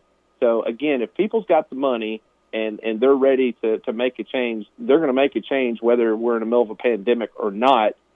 But, so many Auburn people, they went down this road a couple of years ago. I mean, just think about last year's Iron Bowl. If Mac Jones had not thrown 2, not 1, but 2 pick sixes in that football game, what we've been talking about right now, it probably would have been the potential next head coach at Auburn. But instead, he won that game, and there's only a handful of people left on this planet, guys, that can say that they've beaten Nick Saban multiple times. Well, that's right, and but it has carried him a long way. That shelf life's got to be close to an expiration. Okay, so he doesn't do what would get him out after this year. I don't think he'd lose to Mississippi State, and I don't think he'll get pounded by A&M. I don't think they'll win, but I think it will be respectable. Sure. 51 weeks from now, he better make it 3 straight and 4 total on the Plains against Nick Saban. Yes, and I will tell you the other concerning thing with this Auburn football program right now is we've got early signing day coming up on December 16th. Auburn currently ranks 39th in the country in recruiting and 11th in the SEC in recruiting. That's a problem.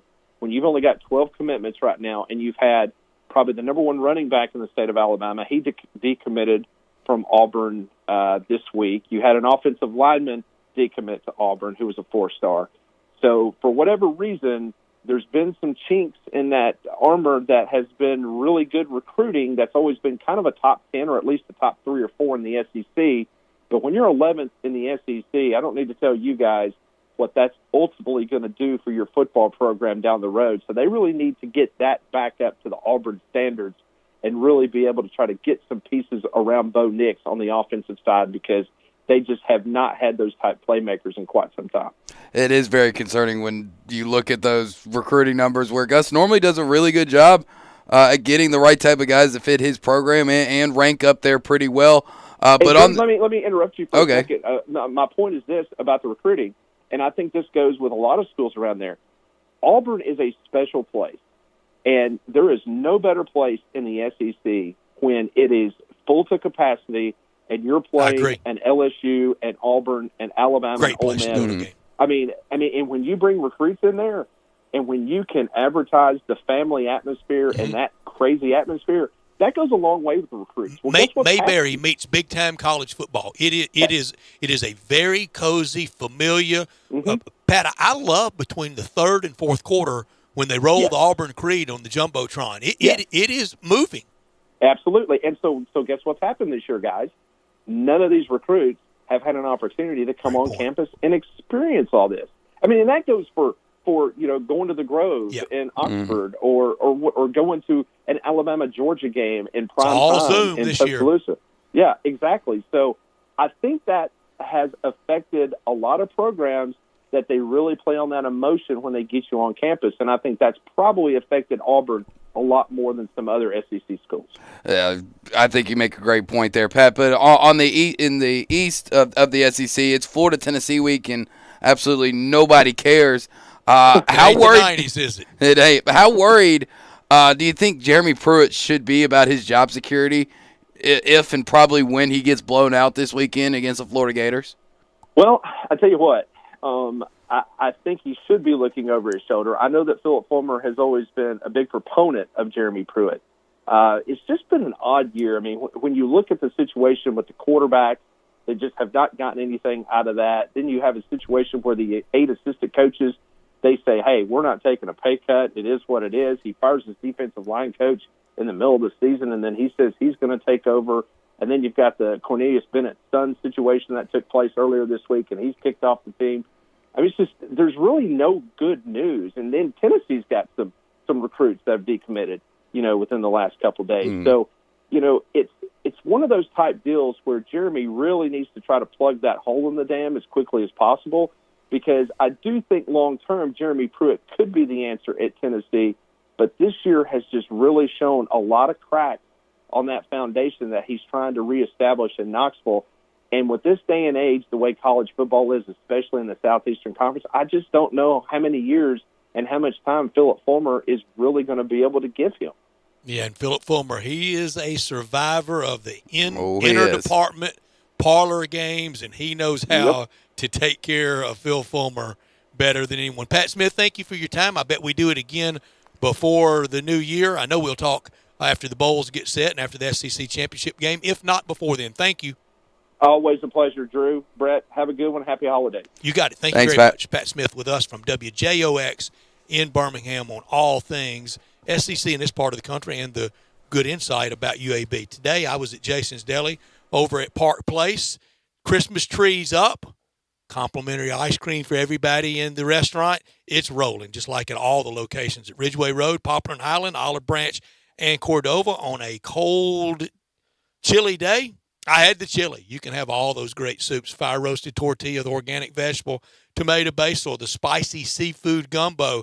I love the beanless chili, the Texas-style chili, all at Jason's Deli. Chicken pot pie on a cold day. That'll warm the soul. Meats, the cheeses, the breads, the spreads, all so delicious at Jason's Deli. The salads, the Mesa chicken salad, the chicken club salad, the chicken Caesar salad. I love the taco salad. All so good. All of these locations, just terrific. Ridgeway Road, Poplar and Highland, Olive Branch, and Cordova. They like to say it's wholesome food forever. It's a family thing. Almost 200 Memphis area associates associated with this Jason's Deli grouping, and they wish everyone a happy holiday and a Merry Christmas, happy holiday season, and into 2021. They know it has been trying for you, and they have been there trying hard for you. Everything safe, everything contactless. It was already just Marine Corps barrack type clean. It's even cleaner now. Everything safe for you, like the salad bar used to. You would do it. Now they prepare it for you. Still over 30 items to choose from.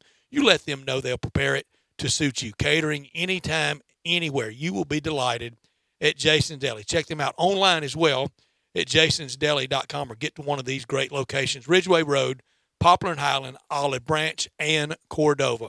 When we come back, we talk the business of sport with Harvard professor Mr. Rick Harrow, part of the NBC family of stations. Very interesting business tidbit this week. Clark County in Nevada forced to take $11.6 million from reserves.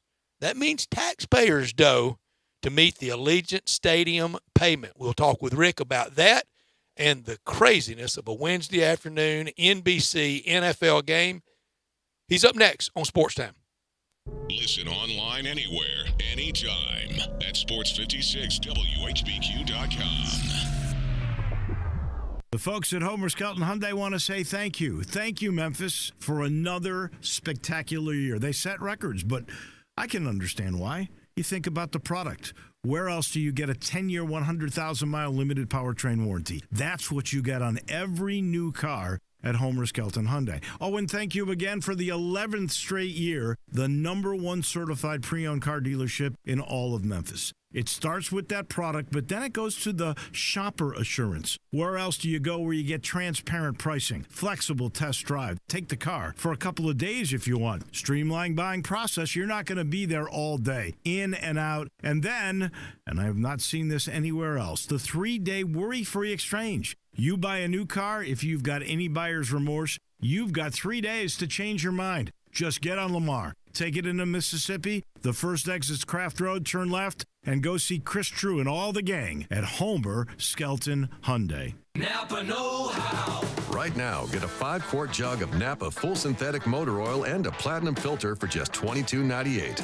They're an iconic duo like Salt and Pepper, a hammer and a nail, or the holidays and awkward hugs. You can't get one without the other. That's Napa full synthetic and a platinum filter for just $22.98. Quality parts, helpful people. That's Napa know-how. Napa know-how. General states pricing. Sales price does not include applicable state, local taxes, or recycling fees. Offer ends 12/31/20. In today's world, a lot is going on, but one thing is always true. You need to take care of yourself. The skin clinics can help. Age, diet, genetics, and current events can conspire to make you look and feel much older than you are. It doesn't have to be that way. Call the skin clinics and let their expertly trained nurses, estheticians, and staff choose the treatment that best suits you and your pocket. There's so much you can do. Consider skin resurfacing and rejuvenation, lash extensions and specialty brows, injectables, medical-grade chemical peels, laser hair reduction, waxing, facials, makeup applications, and even services just for men. The Skin Clinics has it all in a caring, safe environment, always observing current social distancing guidelines. Go to theskinclinic.com to find out more and call today for your appointment at 901-345-SKIN. That's 901-345-SKIN. Taking care of yourself is good for you and your loved ones. Come to the Skin Clinics, 1300 Wolf Park Drive in Germantown. I'm giving Jeb's Basement Renovations 1 star. He kept asking me what's behind the walls down there. I'm like, why? What do you know? No matter how hard you work for your small business, online reviewers will find something to complain about. And then he's like, you can trust me with the job. And I'm all like, trust? And while Progressive can't save you from these trolls, we can help you save money on commercial auto and business insurance. Yeah, he charged me less than he said he would, which is lying. Get a quote online today at progressivecommercial.com. Progressive Casualty Insurance Company, affiliated and third-party insurers. I want to do some bragging rights. Hey, I was just the other day overhearing a conversation with Big Mike, the manager of DeSoto Auto Sales. They've got people buying cars all over the country. North Carolina, South Carolina, Georgia, Alabama, Arkansas, Texas. People from all over the country buy cars at DeSoto Auto Sales in Olive Branch, Mississippi. Why? DeSoto Auto Sales has the most stringent car inspection in America. They get it right the first time. Quality and low mileage. Factory warranty on most vehicles. My favorite part is the people who work there. Big Mike, all the employees are professional, friendly, and go that extra mile. Expect as you walk in the door, you're treated like family. DeSoto Auto Sales understands your time matters. We can help you find your dream car and get all the paperwork finished in less than an hour. Come see us at DeSoto Auto Sales and be part of our family. Have a great buying experience every time. 662-890-7184. Now, more of Sports Time on Sports 56 with Wolo and Stats. This hour of Sports Time is brought to you by Homer Skelton Hyundai. Here once again are Dave Woloshin and Brad Norsworthy. Cruising right along on this Wednesday afternoon, halfway home, halfway through the week, and we haven't visited with Rick Harlow in about 2 weeks on the very important business of sport as we have the rare NBC Wednesday afternoon game because the lighting of the Christmas tree in Rock Center took priority. We will talk with Rick about that now. We bring him on, Harvard professor, as I mentioned, from the NBC family of stations. So you ought to know all the decision-making at 30 Rock. Why did the Christmas tree lighting take precedent over a Wednesday night, very important Ravens-Steelers game, Rick? It's all on you for the answers. Because it's hard to light the Christmas tree in the afternoon. The lights are that is true. In the afternoon, right? You want to have a Christmas tree lighting at night. It would be stupid to have the Christmas tree lighting in the afternoon. So, I'm kind of kidding, but I always continue to say during COVID that the NFL is one of those few sports where it drives television. The other sports, my friend executives say, are driving the sport. Television catches up. Well, this isn't that case. It is Wednesday. We don't have Wendy Williams. We don't have all the other soap opera stuff. We are watching this game, and then they preclude the local news and the national news. So they are sacrificing some of the revenue, but, we kick right to the Christmas tree lighting. So COVID is really, really strange. And, the answers Roger Goodell gives at halftime, which are important answers, are relative to we think we're going to do whatever we can to get the season done. We didn't ask him on the spot what does it take to be willing to postpone the playoffs, to put them in a bubble, to postpone the Super Bowl for a couple of weeks. And the answer is going to be if we can't get the 16 games for each team in the regular season during that time, then we'll look at postponing and we'll look at moving it forward. There's nothing that says the Super Bowl has to be played on February 7th. Let's just remember that. That's right. Rick, when was the last time you were in Lower Manhattan? When were the last time you were in the footprint area of 30 Rock? That's a really good point. March 11th. And I was in that was Rudy Gobert night. That was Rudy Gobert night. That was the night that I was driving up to the Ivy League semis and finals that didn't happen. I stayed in Hoboken, and I watched some of the games in Hoboken. I saw the ACC championship games in Greensboro, and then I drove to Manhattan, and I stopped on the other side of the river, and I said, "What kind of moron mayor is imposing a curfew tonight? What is that all about?" So then I took my flight from Newark. It's the last time I've been on a plane. Wow, and a person that lives on an airplane. Mm-hmm. Yeah. Well, listen, I've taught Duke. We all know and love my Duke. How to bring beer to me. We've taught him how to score the game. So when I have to go to the bathroom, he'll charge me. Very good. So we're ready. I was on Pharrell last night, and he made me sound stupid. He said, "Don't you know?" I mean, he's a Miami fan too. He said, "Don't you know that?" And I went on and on and on about how unfair it is that the Wake Forest Miami game's canceled. Why can't they get another pigeon? Why did they have to play Clemson and not Wake Forest? He said, "Don't you know we're playing Duke, on Saturday night?" I said, I didn't know that because I didn't look at the schedule change 30 minutes ago. And that's the way COVID is, right? If you don't know the schedule every minute, then you're off of it. It's kind of really too bad. But let's say this: it beats not having football. It really does. I mean, I'm much happier knowing that I'll at least have a chance at watching football than there being no chance at all. Going back to Roger Goodell and his comments today, basically saying that the NFL isn't planning a bubble with all the COVID-19 stuff that they're dealing with right now. Does that mean it's not the bubble isn't plan A, and they have a bubble plan just in case, or there isn't a bubble plan at all? No, it's plan B or plan C. I mean, you got to believe that every one of the sports, and I know how some of them work, and I frankly kind of think about how the NFL works. It's not a question of whether it's the top priority right now, but it's feasible. I mean, they'll look at Orlando, even though it's an open stadium. They'll look at Tampa. They'll look at Phoenix, like the Niners are doing. They'll look at some of the Texas stadiums, but Texas is having a surge, and they'll try to figure out whether the bubble is necessary versus not having games at all. It is clearly not Plan A because they realize that the playoffs in a home city are very important. Now, if this game tonight were a playoff situation, and I knew that the Ravens, because of protocol, had so many COVID issues where it's almost a Division III game, then it may change the calculus. But they're going to have all of these alternatives at their disposal in January. Rick Harrell, our guest on the Business of Sport in Nevada, in Las Vegas, Clark County, forced to take $11.6 million from reserves to meet the Allegiant Stadium payment. There are people in Oakland that have to be laughing that they are getting close. They had to do this to scramble to avoid defaulting on the Raiders' new stadium. There got to be people in Alameda County going good enough for you? Well, yes and no. I mean, they had lost money there too, but hey, they didn't get the memo that you needed to act in good faith to keep your teams. Now, what are the Oakland A's going to do? They should probably say good for you, but let's figure out how to keep our only pro sports franchise we got left. In the meantime, Clark County, you can feel for them, but these are hotel tax and tourist tax dollars. You just don't have enough money from that. They'll catch up to that.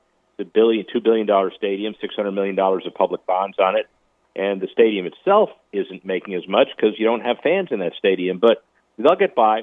They'll have future Super Bowls. They'll do Final Fours. They'll do major events at Allegiant Stadium, and it's a big debt service. It's a up to $60 million debt on maturity. How do you like to spend $60 million a month on your house? It's a lot of money. No, thank you.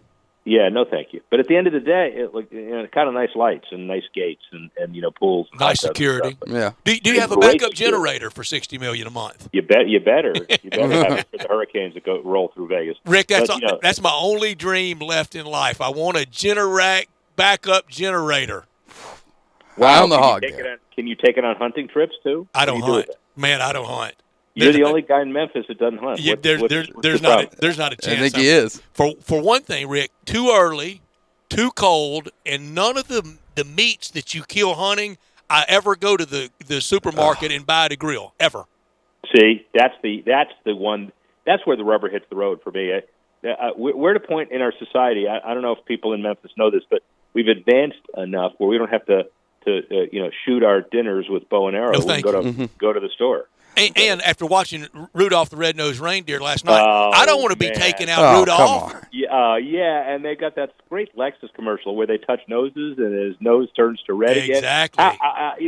Anybody that hunts is just a moron. No, I'm not going to say that, man. Well, thanks, Rick. I feel pretty stupid right now as an avid hunter. I don't think that because Rick Drew hunts. So everybody in my orbit hunts. I just never did. And I found it interesting. A lot of times I would go to Ducks Unlimited banquets, and they never serve duck. They always serve barbecue or catfish. Crawfish boil is great. Because we all like barbecue and duck. Those poor little ducks. They're so cute. Drew, what's wrong with you, man? I'm sorry. It's something I love to do. He's a turkey hunter. Drew, tell me and Rick how many turkeys you've killed. 0. Rick and I've killed 0. Exactly, but you haven't also spent. We're all tied for first on that one. Well, that fits because there are a lot of people who got a late start on Thanksgiving because they didn't know what to do with their COVID-related holiday down here in Florida. There was a turkey shortage. So next year, you got to go do whatever you hunters do: tie them up, shoot them, throw rocks at them, and then come down to Florida. I will do that for sure, Rick. But speaking of Florida, obviously the Toronto Raptors are playing at Tampa because of the travel restrictions and with COVID-19 going on in Canada. What's the plan for the NHL right now? I haven't really been hearing a lot of news because obviously the NHL has a few teams in Canada. They got a country problem. Yeah. Well, they got a country problem, but they have a bubble issue there, and they have to figure out how to maybe play all the Canadian team games and then have a Canadian division. That's one of the things they're thinking about. But they have another issue, which is they're economically far apart on revenue sharing, on escrow split. I wrote about that this week. And they got to come together on the economics. If they don't, they'll look like baseball. Remember, baseball last June really looked terrible because they didn't know whether they were going to play. They thought about July 4, which would have been a great start. They didn't play until July 22nd, and a lot of that was economic, not COVID. So the NHL's got to solve their economic issues first, then they got to solve their logistics issue. Rick, baseball question. On-time start, full 162, yes or no? Yes, I think so. And the reason is because, look, we don't know about the vaccine right now, but the greatest thing that baseball has is some time. We got 3 months before we got to figure that one out. And 3 months from now, I think the world changes. Rick Haro, thank you for your time today. We may even go hunting. I'm going to go find some squirrels right now. No, thank you. When you come to Memphis, we will not go hunting. We will go out, and you were incredible today. You didn't even know it. Lexus, a great sponsor of ours. You worked in almost a Lexus spot. Thank you. All right, my invoice is in the mail. Thank you, Rick Harrow. We talk next Thanks, week. Rick. You got it. Rick Harrow talking the business of sport with us every Wednesday afternoon, and it is always fun and always informative. It is always informative, but man, I feel like y'all are throwing me on the bus, making fun of me for hunting. I just said I don't. Said I don't. Here's the thing. Yes, you don't go to the store and buy venison, or you can buy duck there Do you at really the eat store. it? Yes, I do. And I'll tell you the best thing you do. Do you trick people and tell them it's not normal chili and it's deer chili? No, I tell people what I'm eating. I love venison, and one of my favorite things to do is obviously I love to marinate it overnight in about 60% Worcestershire, 35% soy sauce. Always comes a lot out of marination Comes with out game. great. Also, I've found that if you don't really want to try to get your mixtures right, just throw it in a bowl full of Dales, and it is phenomenal. But as far as hunting goes, there's nothing better than the golden hour in the morning. You're on a lake in a duck blind and just can hear the quacks in the distance, knowing they're coming for you. It's nothing better. or in a tree stand, hear some antlers brush against a tree down from the distance. Just never did it for knowing that 8 point's going to be on the wall. Most people in my orbit love it. My brother loves it, and he hunted last Saturday morning. Passed on 6 point. He's to that point. It's just big ones for him. Yeah, obviously. And his kill, and he loves it. He hadn't duck hunted it in a long time. Really prefers deer hunting. He's never been a turkey hunter. That's for the hardcore. It really is. And the thing about it is there's so many things that you have to do, and I think turkey hunting on public land, which is what I do because I'm not a high roller. I don't have just 60 acres out fancy baited field. Exactly, out in Fayette County. And with turkey hunting, I mean, you really have to know where they're going. You have to know where they roost, where they stop in the middle of the day. You've got to track them pretty well. High hard one. Would you rather have and I've asked hunting buddies of mine this, and almost every one of them fall on the hunting side. The first turkey, when you land the first gobbler with the big old beard and all the trappings that go with it, or a hole in one. Oh, that's tough. Every hunter friend of mine I've asked, ones that have done it, that have had the big deer, or the good turkey hunt, or the banded duck hunt. They all say the hunt's much better. This is hardcore golfers too. Yeah, much more than the hole in one. I think it's because I'll take the hunting. I think I'll take the turkey that first one because I've sat out there so many times and still haven't been able to bag one, because I think I can get lucky in golf. I think I can luck into a hole in one. I don't think I can luck into that big bird. Because you could conceivably carry one in off the water fountain. Oh, easily. And it find the bottom of the cup. You're not, from all I've been told, you're not getting lucky killing that turkey. No, you're not. It takes a lot of skill. I mean, there is some luck into it. Is but it sight or smell? If they could do, which one is it? They could smell. They'd be unkillable. Unkillable. Yes. That's what I've always heard. Now the fishing side of turkey hunting, my buds that love it, it just didn't do anything for me, okay? But my buds that love it, trout fishing. Yes, love trout fishing. And not just trout fishing. It has to be fly fishing for it to be an actual success. You have to be out there with the lines, I've been working 3 it. times. Went to Gaston's and knew Jimmy Gaston well. Had the best guide they have there, and all 3 times, you know what the guide would say? Right. Man, you should have been here last week. That's always that way. Last it's week, always last week they were jumping into the net unprovoked. You didn't even need line. You needed nothing. All you had to do was show up, and they jumped straight into the net. You didn't have to hook them, work them, try to find them. They were coming after you. I've never been colder in my life. Couldn't wait to get back to the fire. And after that 3rd time, I said, never again. I would love to go to Gaston's and stay. Yeah. It is a great place to go and stay in the beauty. We are complete opposites on the outdoors, because there's nothing more I love than sitting in a blind or a deer stand or being out with water up to my hips out there fly fishing. I love it. Have you duck hunted yet this year? I have not. I haven't had a chance to go. Y'all spot in Arkansas? Yeah, we'll be out in Arkansas again this year. But I haven't had a chance to go. Do me a gigantic favor, Drew.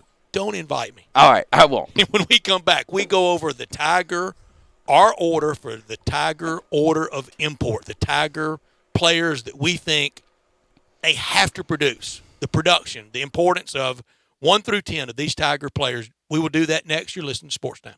Sports 56 mornings with Peter Edmiston and Anthony Zane. Weekday mornings from 7 till 10 on Sports 56, 98.5, and 96.1. Did you know nearly 40% of men under 40 and over 75% of men over the age of 40 experience sexual performance concerns? At the Memphis Men's Clinic, their experienced physician performs a comprehensive evaluation that determines which specific issues may interfere with your sexual performance. These issues can vary and range from anxiety to medical issues, low testosterone, or erectile dysfunction. The Memphis Men's Clinic has evaluated hundreds of men of all ages over the years and reestablished a normal sexual life. The Memphis Men's Clinic will work aggressively to resolve issues and allow you to restore your sexual health and overall well-being. That's the Memphis way. If you're 20 years old or 90 years old, come and get cared for the Memphis way. Treatment that's based on your specific needs after a professional clinical evaluation by their experienced board-certified physician. Call the Memphis Men's Clinic today at 901-443-0475 or visit memphismensclinic.com. What's up, Memphis? This is former Memphis kicker Steven Gostkowski. I know you've heard of Platinum Jewelers by now. You've heard from former Grizzly Mike Miller and my man D'Angelo Williams tell you about them. Now take it from me, a 2-time Super Bowl champ. Platinum Jewelers is the best in the business. When it's time for jewelry, make sure you give Platinum Jewelers a look before you buy. Platinum Jewelers has a brand new location in Germantown at 9387 Poplar Avenue. Visit them or at 545 Perkins Extended in East Memphis or online at platinumjewelers.com. Hey, frequent heartburn may keep you from running your A game, but it doesn't have to anymore. Join the Prilosec OTC 2-week challenge. Just go to prilosecotc.com. You'll get $3 off to get you started, plus 14 days of tips, tricks, and reminders. Just 2 weeks, zero heartburn. Go to prilosecotc.com and sign up today. Zero heartburn is possible with Prilosec OTC. Use as directed for 14 days to treat frequent heartburn, not for immediate relief. Hi, this is John Conway with Conway Services. When was the last time you had your heating system cleaned? How about a safety inspection? Right now, Conway Service is offering our 16-point Energy Saver Super Tune-Up on your heating system for only $69. That's right, for only $69, we'll come out and perform our 16-point Energy Saver Super Tune-Up on your heating system. We'll also include a complete safety inspection using our state-of-the-art camera system, making sure your heating system is safe to operate this winter. Plus, we'll run a carbon monoxide test on your heating system, all for only $69. If that's not enough, as your smart home provider, we'll include a free Nest Hub with your paid tune-up while supplies last. You can have the peace of mind knowing your heating system is safe and ready to use on those cold winter nights. So call Conway Services, the Mid-South's premier heating, cooling, plumbing, and electric service company at 384-3511. And call this week, and we'll perform your heating system tune-up for only $57. Call 384-3511. Conway Services. Call Conway today. Now, more of Sports Time on Sports 56 with Wolo and Stats. This hour of Sports Time is brought to you by Homer Skelton Hyundai. Here once again are Dave Ocean and Brett Norsworthy. Our list on top 10 Tiger players coming up after I tell you about tonight with FanDuel. So you're going to be watching the game tonight, watching the Tiger game. You see another ad for FanDuel Sportsbook, and you think to yourself, is that legal here in Tennessee? You bet it is. FanDuel Sportsbook, now legal in Tennessee. You can place your first bet on FanDuel Sportsbook risk-free and get up to $1,000 back if you don't win. If you don't win, you get your grand back. Seriously, there's no strings attached.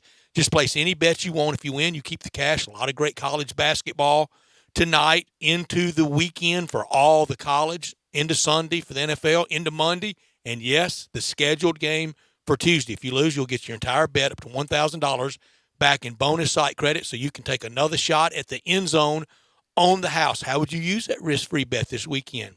Would you have used it this afternoon for the Steelers to stay undefeated and lay that lusty 10 points? And with FanDuel Sportsbook, generous risk-free bets are just the beginning. They've got a simple app, live betting on every game, and exhilarating bet types such as same-game parlays, where you combine multiple bets from one game into a single parlay, and you win big. And once you win big on FanDuel Sportsbook, they get you your winnings in as little as 24 hours. Easy to register, easy to deposit, easy to find your bet. You get your money fast. Odds boosts and specials every day and some big super boosts every weekend. To claim your risk-free bet, just download the FanDuel Sportsbook app and be sure to sign up with promo code CASH so they know we sent you. That's FanDuel Sportsbook, promo code CASH. Must be 21 or older and present in Tennessee. Site credit is non-withdrawable, expires 7 days after receipt. Terms apply. See sportsbook.fanduel.com for details. For problem gambling support, call 1-800-889-9789. Number one on my list, Landers Nolley. It's pretty simple. It is Landers Nolley. He's already shown thus far in this early season that he's your guy. He's going to be the guy that you really turn to in critical moments, that when you need a basket, you need a stop, that he's going to be your leader. I think it's easy. The best moments in Sioux Falls were when he was excelling. It was. Yeah, clear as day, number one. You're number two. Number two hasn't performed very well this year, but I think as far as importance go and who you really need to step up and be able to get you points, get you rebounds, and keep you in games, it's DJ Jeffries. Wholeheartedly agree. He's the second most important person on that floor, and he's got to turn it around for this Tiger team to have success. Had a lid on the bucket all 3 games there. The shots were the looks were clean, whether it was driving to the bucket or jump shots. What a lot of mid-range jumpers. No. It was makeable. They just didn't fall. They will. Number 2 for me, DJ Jeffries. Number 3 for me, the good moments were really good last week. The bad moments weren't so bad. We just need more consistency. Boogie Ellis. I'm right there with you. I've got Boogie. I put him at number 3 just because he has given you good moments this year. And if you can have a consistent three-point presence that he does bring, and along with the dribble drive type of scoring that he can do, I think he's clear-cut number 3 on this team right now. And hopefully the consistency stays there. Number 4, and I think he will be inserted into the starting lineup tonight at point guard, the quarterback of the team. All important, look to dish first, score second. If you can do both, fine. For me, Damian Ball. For me, number 4, I think Musa Cisse's got to step up. While he's been decent on the defensive side, and obviously showed that he, with his size, can block shots, it's got to come offensively. And you think they have to get offense out of him? I think you have if he's to. Fourth, you sure do. You have to have some type of down-low game, and it can't just all be DJ. You have to have a center presence. And I think and for one thing, he's got to get tougher. I mean, I know Charles Bassey is a great player. He's a big fella. He's a Naismith watch list type of guy. But, man, what he just embarrassed Musa, was able just to out-physical him and back him down all game. So Musa's got to get more physical, and he's got to give you something on the offensive side of the ball. So you have Musa Cisse 4. I have Damian Ball. That was our first disagreement. Texter says he sees so much more talent in Lance Thomas. Why is DJ Jeffries so much better? Expected so much more of that than Lance Thomas.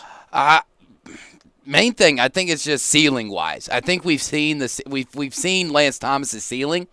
I don't really see that he gets any much better than he already has. He's looked good. I think he has Lance Thomas games. DJ Jeffries can have an NBA career. Yes, and DJ Jeffries can have DJ Jeffries seasons, not just a game here or there. So and plus, like I said, the ceiling the good is just Lance a lot more. Thomas is good. I just don't think it's there very often and not nearly as consistent enough. Number 5 for you. Number 5 for me, it's got to be Alo. You got to have that veteran type of presence. You have to have somebody that I still think he's your best option at the point guard. I think he's still the best facilitator on the team. He's honestly big month ahead for him. Big month ahead, but honestly, at this point, he's the only guy that has seen kind of almost to his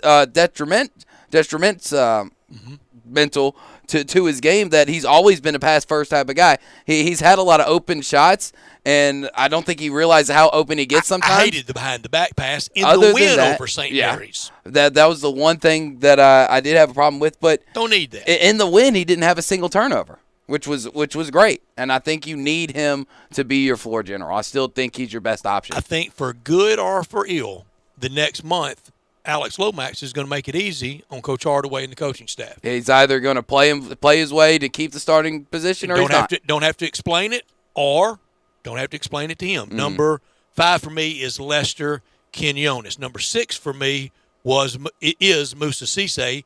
he was 4 for you. Who's number 6 for you? Number 6 for me is Lester. He's got to get going. You've got to.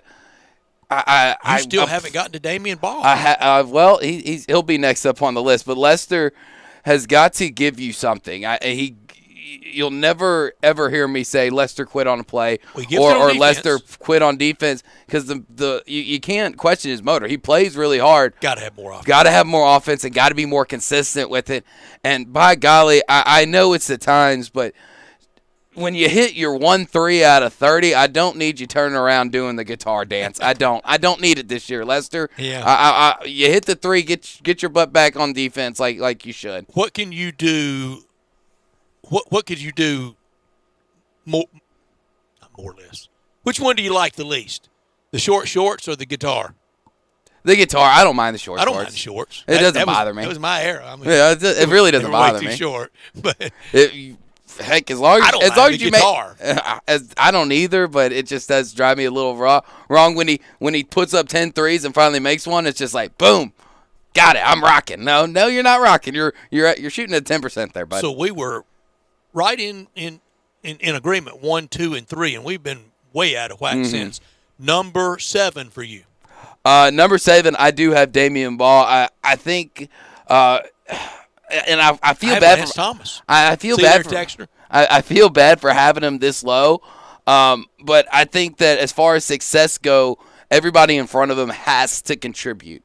I think Damian Ball, while he brings something to the team and to the court, I don't think that he brings anything unique to just himself. I think other people could make up for his loss. Lance Thomas for me at 7. So number 8 for me was Alex Lomax.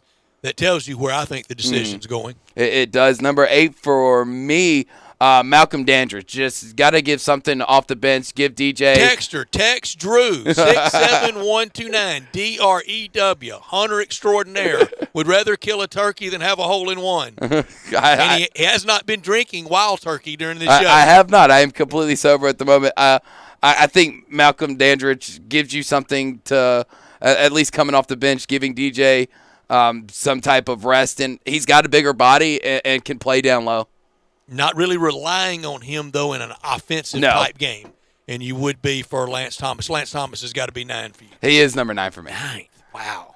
I like I said, I just think we Lance Thomas, and it's not a slight. I really don't want it to come off as a slight, but I think he's just hit his ceiling. Yeah, in 10, I think we both have Jaden Hardaway. Yes. That's not a slight and not an insult to anybody. Look, on this team, somebody's got to be 10th, and I don't know who you would have him in front of. Really over at any point, but he has made contributions. So again, no slight, but somebody had to be 10. Interesting list. You're not as big as I am on Lance Thomas or the texter. Again, 67129 texter. Attack Drew. Come at me. DREW. Yes, another text. Tigers game. It's on TV tonight on ESPN Plus. Dave Woloshin, host of this show, will be the play-by-play announcer, and John Albright, Tiger great, will be the analyst, and they have done a lot of games through the years. A texter says a lot more people kill turkeys than get holes in one. Well, that's true, but a lot more people have private land than I do, and it's a lot easier. That's a good comeback. When we come back, we start hour number 3, and we do it with the Hall of Famer from the Sporting News on college basketball, Mr. Mike DeCourcy. That's next on Sportstime. The folks at Homer Skelton Hyundai want to say thank you. Thank you, Memphis, for another spectacular year. They set records, but I can understand why. You think about the product. Where else do you get a 10-year, 100,000-mile limited powertrain warranty? That's what you get on every new car at Homer Skelton Hyundai. Oh, and thank you again for the 11th straight year, the #1 certified pre-owned car dealership in all of Memphis. It starts with that product, but then it goes to the shopper assurance. Where else do you go where you get transparent pricing, flexible test drive, take the car for a couple of days if you want, streamlined buying process? You're not going to be there all day, in and out. And then, and I have not seen this anywhere else, the 3-day worry-free exchange. You buy a new car, if you've got any buyer's remorse, you've got 3 days to change your mind. Just get on Lamar. Take it into Mississippi. The first exit's Craft Road, turn left, and go see Chris True and all the gang at Homer Skelton Hyundai. James Davis is one of those stores that just says Memphis. It's an original. The finest men's clothing in Memphis can be found in the Laurelwood Shopping Center at James Davis. Let's start with the Stant Custom Fitting System. This is relatively new. You can only find it at James Davis Men's Store, and it's where you walk through the door. You're going to take 3 quick measurements, about 15 seconds, and then about a week later, you're going to get the perfect fitting shirt. I mean, in the neck where you can tie your ties comfortably, all kinds of colors, all kinds of fabrics. The same thing with pants. A couple of measurements. A week later, you've got a perfect fitting in the waist, in the leg, pair of pants that makes you feel good. And they still have the great Paul Battenley suit deal. 2 for $7.95. You look great on Zoom calls. Sweaters and pullovers, perfect for eating outside. The best place to go for men's clothing in Memphis. It's simple. James Davis Men's Store in the Laurelwood Shopping Center. Hi, this is Troy Fiveash, owner of Fiveash Roof Services. You've heard me talk about how we offer the best products, the best warranties, and the best services for years. Now let's talk about pricing. Pricing should never be the only reason you hire a contractor, but in today's world, pricing is always a consideration. So we suggest you get 2 or 3 estimates for your roof replacement from a reputable, licensed, and insured company, and then give us a call. If we can't beat your best price for a comparable roof system by more than $100, we'll give you $100. It's that simple. We are so sure we can offer you the best price, beating all other qualified companies, we will hand you $100 if we can't, and thank you for the opportunity. So give us a call. What's the worst thing that's going to happen? Make $100? Fiveash Roof Services, a proud supporter of Tiger Athletics and the official roofer of the Tigers home team. Fiveash Roof Services, fair, honest, and ethical. 367-0050 or memphisroofer.com. Fiveash Roofing, it's what we do. We're here for you. Brian Smith, we love the one and only Lexus dealership in Memphis. Thanks, Stats. The fall months are always the best time to shop for both new and pre-owned cars. We're right in the middle of model year end change. The 2020s have got to go to make room for the new 2021 models, and we continue to trade for the best pre-owned cars in the city, all makes and models. Service is one of y'all's hallmarks. Our award-winning service department is adhering to all socially distanced safety precautions. You can experience amazing at Lexus of Memphis at 2600 Ridgeway and online at lexusofmemphis.com. Right now, Allstate has almost as many ways to save as there are types of music. Save for being a new customer. Save more for adding DriveWise. And save even more for driving safely. Visit allstate.com or contact your local agent to get a quote. Find out how much you can save today. Allstate. Now that should be music to your ears. Not available in every state. New customer savings based on early signing discount. Drive-bys is an optional feature. Savings vary based on how you buy. Subject to terms and conditions. Allstate Fire and Casualty Insurance Company and affiliates. Smoothbrook, Illinois. Hi, this is Rob Brown. Join us every Saturday morning on Sports 56 WHBQ from 8 to 10 a.m. and 96.1 FM and the new FM 98.5. We'll be covering the Memphis Tigers, the SEC, college football, college basketball, college baseball. We'll look into recruiting. We'll have guests from around the country with the latest news, the most knowledgeable people out there, the coaches, the players, the people who play the games. Don't forget to join us on the sidelines. Sports 56, 96.1, and the new FM 98.5.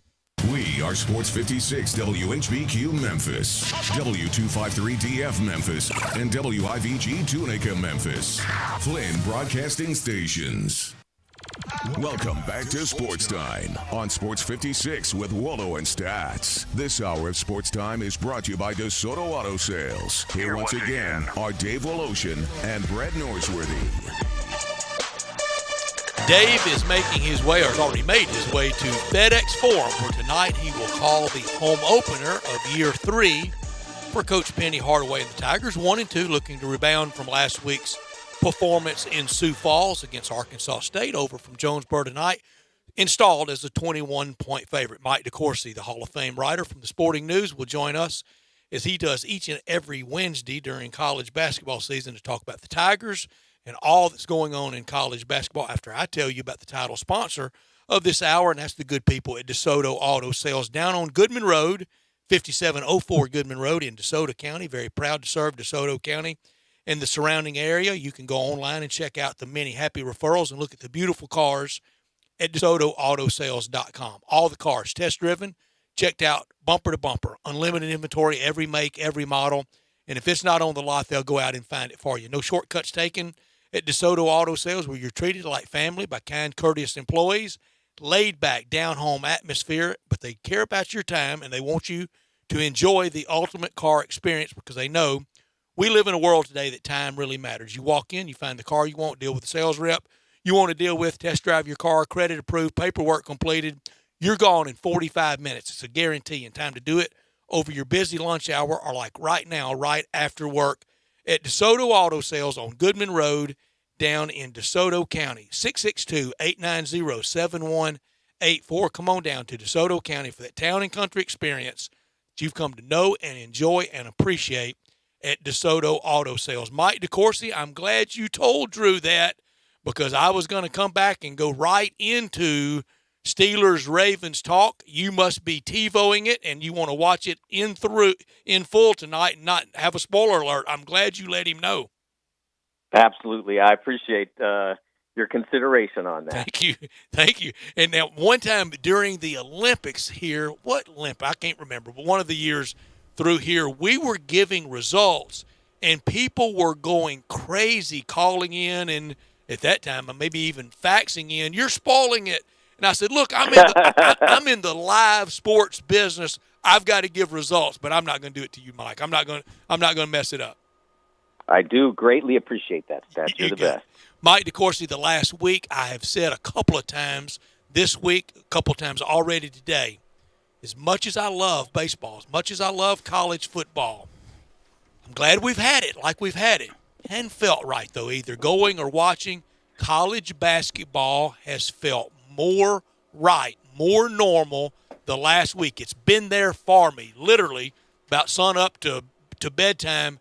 I have so enjoyed it. I think I've watched more the last week than I have over the first week of any year in a long time. Well, that's fantastic. I mean, there has been some great college basketball in that opening week. What we've seen in Maui, so to speak, in Maui, vis-a-vis has Asheville. been great. Yes, it's been wonderful. The Champions Classic wasn't sizzling, but it was very competitive. Both games were interesting. They weren't dazzling, but they were interesting. Twitter now. Anytime a game is not artistically beautiful, you see all these complaints. And I found it to be the Kentucky-Kansas game to be a fascinating game. Me too. It was not, like I said, it was not beautiful. They missed a lot of shots, but you didn't know who was going to win that game until the buzzer sounded, and that's what we want. And is it better when it's 99-98? Sure, but you can't have that every time. I will take what it was, 60-62 or whatever it was. 65-62. Yeah. 65-60. I would take that over 90-70 any day. Any day. And, and two legendary coaches. Mike, one thing established for me after this first week, Gonzaga, they are all of that. Yes. They are really talented. They've got great size. They have, I still wonder, I still have my questions, I guess I should say, about Jalen Suggs as a point guard, not as a player. He's a great player, but as a point guard to run a Final Four team, to run a championship team. I'm not saying he can't. Just saying I still want to see it a little bit. That he was more of a wing. He was kind of a playmaking wing as a high schooler. I liked him in high school. I thought he was really terrific and had great possibility. But he kind of has to be the guy there because they didn't. That's the one position where they weren't loaded. And so he comes in and in the first few games looks quite strong there. But as you know, Brett, that as the season goes along, teams say, okay, we know what you have now, so now you have to show that you can do this. And that's a different deal, especially for a freshman. What's interesting about it for Gonzaga is that if they can get through this early onslaught that they create for themselves on purpose because they know that their league is not going to be as challenging, that if they can get through the early onslaught, then at that point Suggs can go into the development mode. They'll win almost all of their West Coast Conference games just based on sheer talent. And the level of performance that talent's able to achieve. And so Suggs will have that opportunity to really polish what he does. And at that point, that's when I think they become really scary for the rest of college basketball. Yeah, Mike, sticking with the Zags because, like Brett said, just out of the first week, Gonzaga looks really, really good. I know it's still early in the season, but do you think that this is the best team Mark Few has had at Gonzaga? And is this the year that we finally put that expectation of Final Four or bust on Gonzaga? I think it's fair to put that on them, just as it would be for, say, Kentucky in 2015 or 2012, or Duke in 2018, or excuse me, 2019 when they didn't get there. They are the most talented team. They have the best group of players, and they've made the Final Four before. 2017, they made the championship game, so it's not like they've never done it. But this is the first time they've gone into a year when it wouldn't be an overachievement. It would be relatively an expectation for them to get there. And it's hard to do even when you're expected to be that. And if you are, we think they're the best team now. We have some evidence of that. It's a long time between now and March, but if it's still hard to do even if you prove that you are that team. It was going to be hard for Kansas last March if we had gotten to play the tournament. Because it just performing in a league and against a non-conference schedule is different than what you face in single elimination. And Gonzaga, one of the reasons Mark Few builds the schedule that he does is that, one, he's trying to get a high seed by achieving against great competition. But the other thing he wants to do is he wants to build his team into an outfit capable of dealing with all kinds of challenges: big, small, fast, powerful, maybe a little zone, all those sorts of things. And that's one of the reasons they were so eager to play Baylor, because Baylor will throw a zone at you. And so if you happen to catch one of those in the tournament, it's not like the first time you've ever seen it. That's happened to Michigan State a few times. In 2018, Michigan State played against Syracuse, and they were much, much better than Syracuse. I mean, it wasn't close between the two teams in terms of ability and performance, but they just weren't ready for the zone, and they didn't handle it. So that's one of the things that Mark Few is trying to do in going through this season. Yeah, Jared was on that team, wasn't he? Yeah, he was, absolutely. And one of the few coaching mistakes that you'll see Tom Izzo make was that he pulled Jaren for much of that game. And I thought it was a mistake because I thought Jaren was the perfect player to stick at the foul line and have him catch the high lob, then turn and make a play, either drive it if there's a seam, turn it, make a 15-footer, maybe make a dump down to a teammate. I think that I thought that he had the opportunity to do that, and they did not go in that direction, and I think it cost them. Mike, I had a Grizzlies insider tell me as they were watching that game that day, they thought even with a big tournament run and maybe even MOP of the tournament and Michigan State win it all, they thought that Jaren would be there for them. But as that game was unfolding, he said that they looked around at each other and said, with this kind of game, guarantee you we have him now. And they were kind of glad. Yeah. So they were rooting against their guy. Well, a little bit. Mike DeCourcy from the Sporting News talking college basketball with us. Mike, come tournament time, I have a lot of different motivations. Number one, I like something local. The Tigers, the Razorbacks, the Vols, something local that brings that spirit to the tournament. And if they're on some type of run, Mississippi State in '96. Yes, it made all my Ole Miss friends mad at me that I was glad State got to the Final Four in East Rutherford that year. Then after that, I kind of go teams that have never won it, coaches that have never won it. Both of these teams that applies. They play tonight. Gonzaga with Mark Few, West Virginia with Bob Huggins. If tonight's game, if that were the finals in Indianapolis come April, I'd be fine by it. Yeah, Huggs is someone that I've known for a very long time and have always really liked. And I would love to see him, take another run at a Final Four spot. He's been there at Cincinnati and at West Virginia in 2010, and I think that if they made it again, that would really bolster his case for the Hall of Fame. 3 Final Fours would really help him a lot. I mean, we saw Eddie Sutton get there, and I think Eddie had 2, so 3 would really help Bob, and so it would be really cool to see him get there. Now, to get there, they have to improve on offense. They have a tremendous defense, just an outstanding defense. They are built for that. Right now, you'll see in Ken Palm, they're pretty highly regarded as an offensive team, but I think they have a ways to go to really live up to what Ken's preseason ranking on them as an offense is. So far, they've been fine, but this is a different challenge. They were able to beat Western Kentucky, but they didn't dominate them in the way that Louisville did last night. They were able to handle VCU, but they didn't blow them out.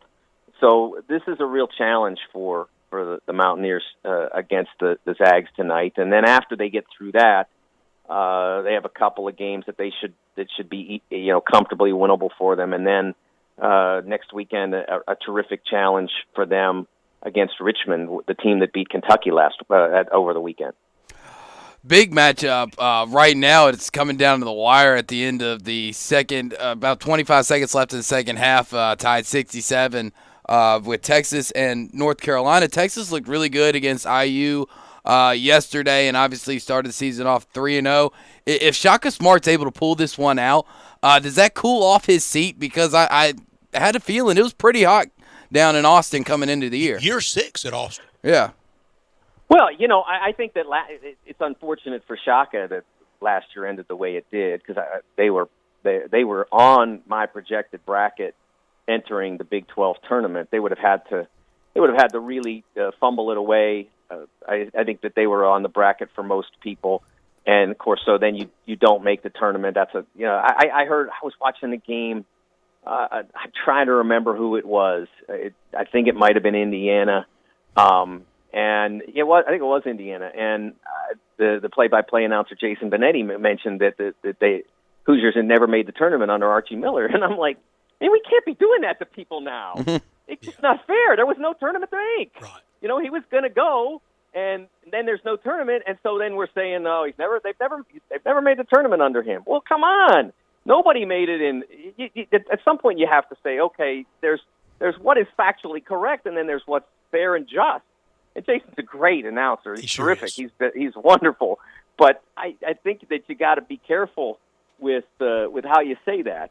And I think that applies to Texas as well. They haven't missed the tournament as many times, but they haven't made many runs, and they haven't been wildly successful. What they did at Indiana was really impressive. I mean, they just absolutely destroyed them, never let them near the game.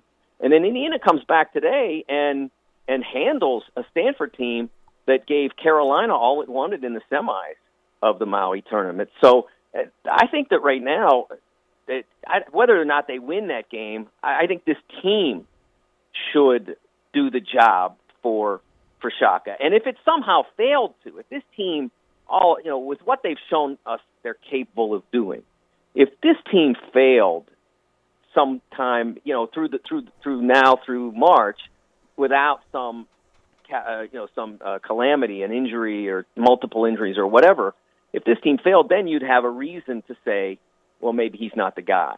But they were terrific defensively against Indiana. They've done it. Obviously they're playing Carolina, which is a very strong team, down to the wire. So I don't think that there's going to be a concern about how this team performs. I think they're saying, we're going to take a shot at the Big 12 title. It's been a while since we got one.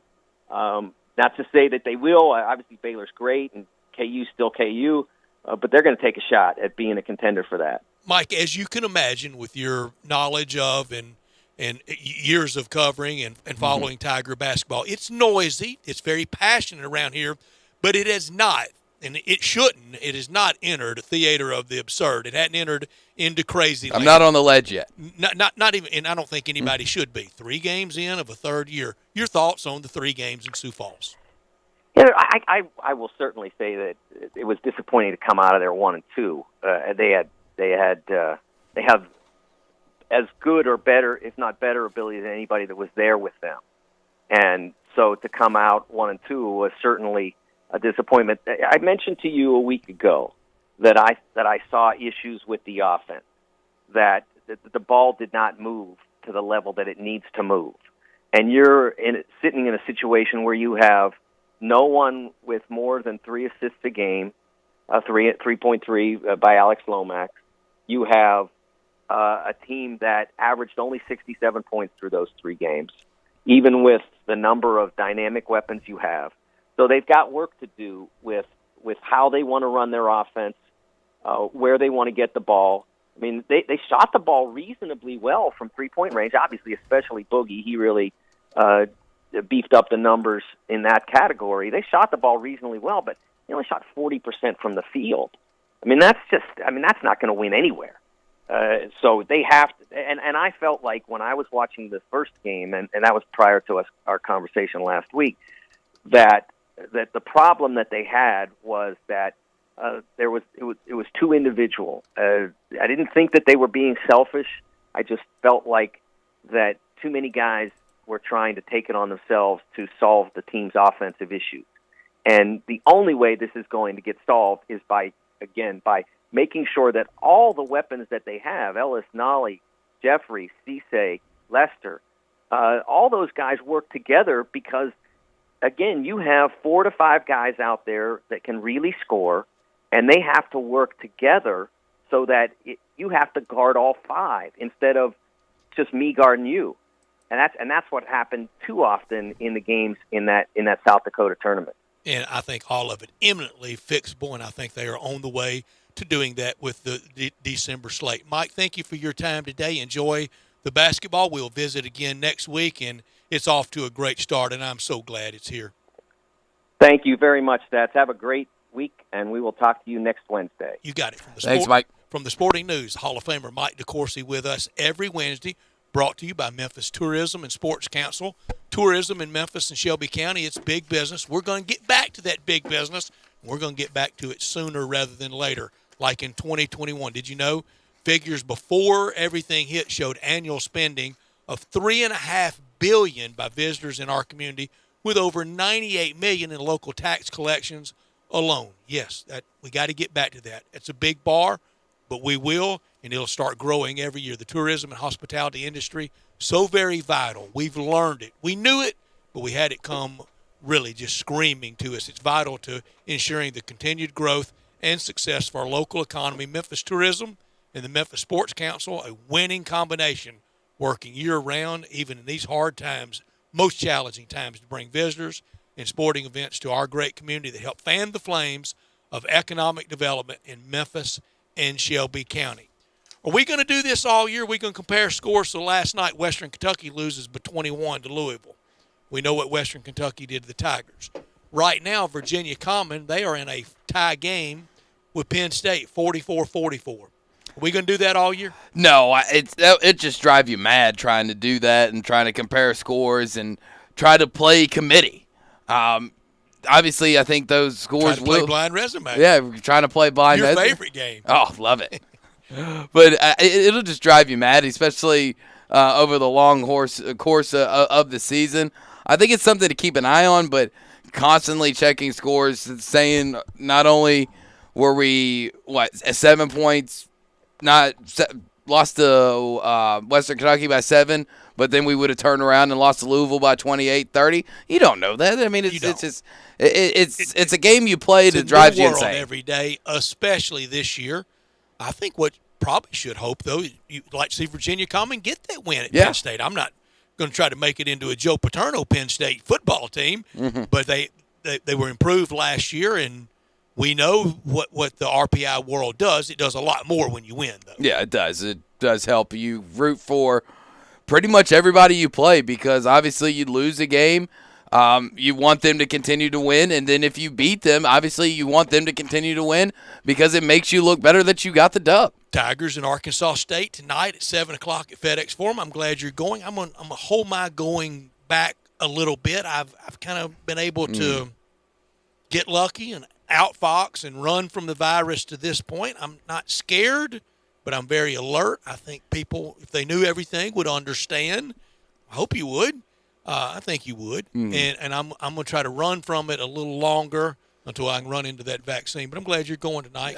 I am too. I'm going to miss it. The main reason why I'm going is because I don't want to miss out again. You know, the way 2020 has been and the roller coaster that has been COVID-19 over the last 9 months, I don't know if it's not guaranteed that the game on Friday will be played. So I don't want to miss out, and it's something I got to have. And I've been to the Tiger basketball game every year since I was 2 years old, and I'm not letting that streak end. Good chance that I don't make a game this year, a Tigers home game. I think that would be a first for me since 84. Maybe 85. Maybe 85. You didn't go to Keith Lee? Well, you're in 85. It's hard to get tickets, I guess. But the only time I could go would be around Christmas time when I was home from Fayetteville. And I think it was Christmas time of 84 and didn't in the springtime. No, it was hard. Yeah, it's pretty hard. I mean, only the St. Louis game was really a lot of tickets available, not even many. I've heard stories from the student section that you had to get there 3 hours early, and if you got up to use the restroom, you weren't getting that seat back. I've told you before, everybody talks about the good old days, and everybody talks about everything being better then. Any story you hear from the Roundhouse, from the Coliseum, the Roundhouse with a squared circle in it, where wrestling was great, any story you heard about Tiger basketball from the Coliseum, it's not being overdone. That's what I've heard. It's legit. It is legit. People as getting trampled. It's legit as anything that's ever happened around here. One thing that will happen around here coming up December 31st, the 62nd AutoZone Liberty Bowl. To talk about that with us, coming up next, Steve Earhart, the executive director of the AutoZone Liberty Bowl.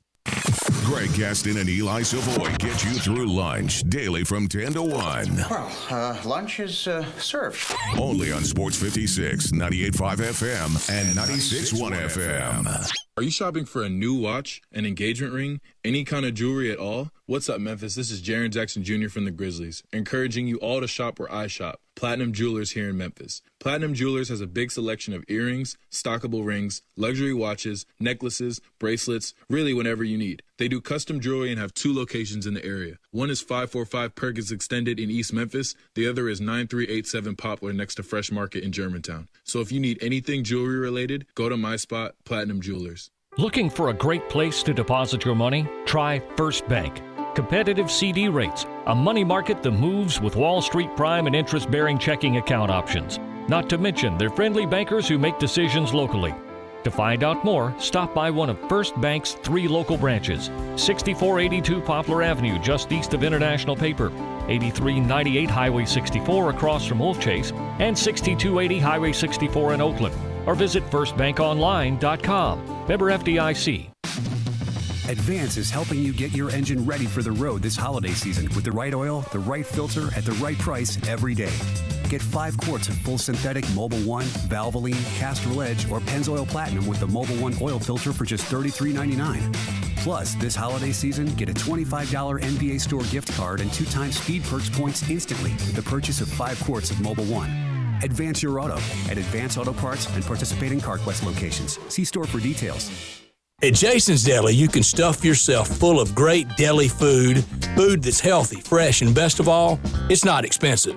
Jason's Deli is all about choice.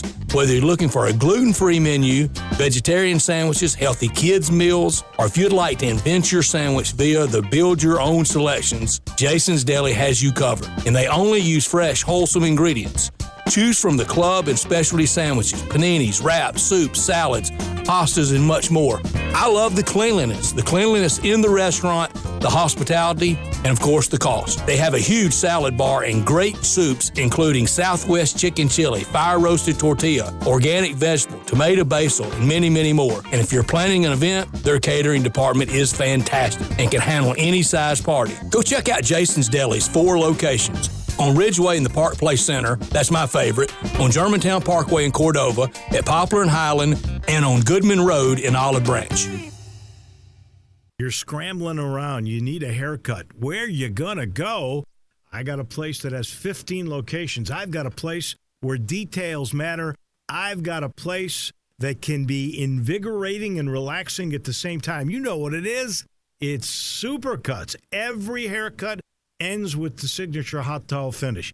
Every haircut matters. When you're getting ready, you go into Supercuts. The stylist will pay attention to every detail, so you get the haircut you want. And, of course, you're going to finish with that signature hot towel. You walk out clean, sharp, and not just ready, but super ready. And you might want to ask that hairstylist about what the tea tree experience is. One part invigorating, one part relaxing. The tea tree experience is something you need to try. 15 locations. I mentioned that, didn't I?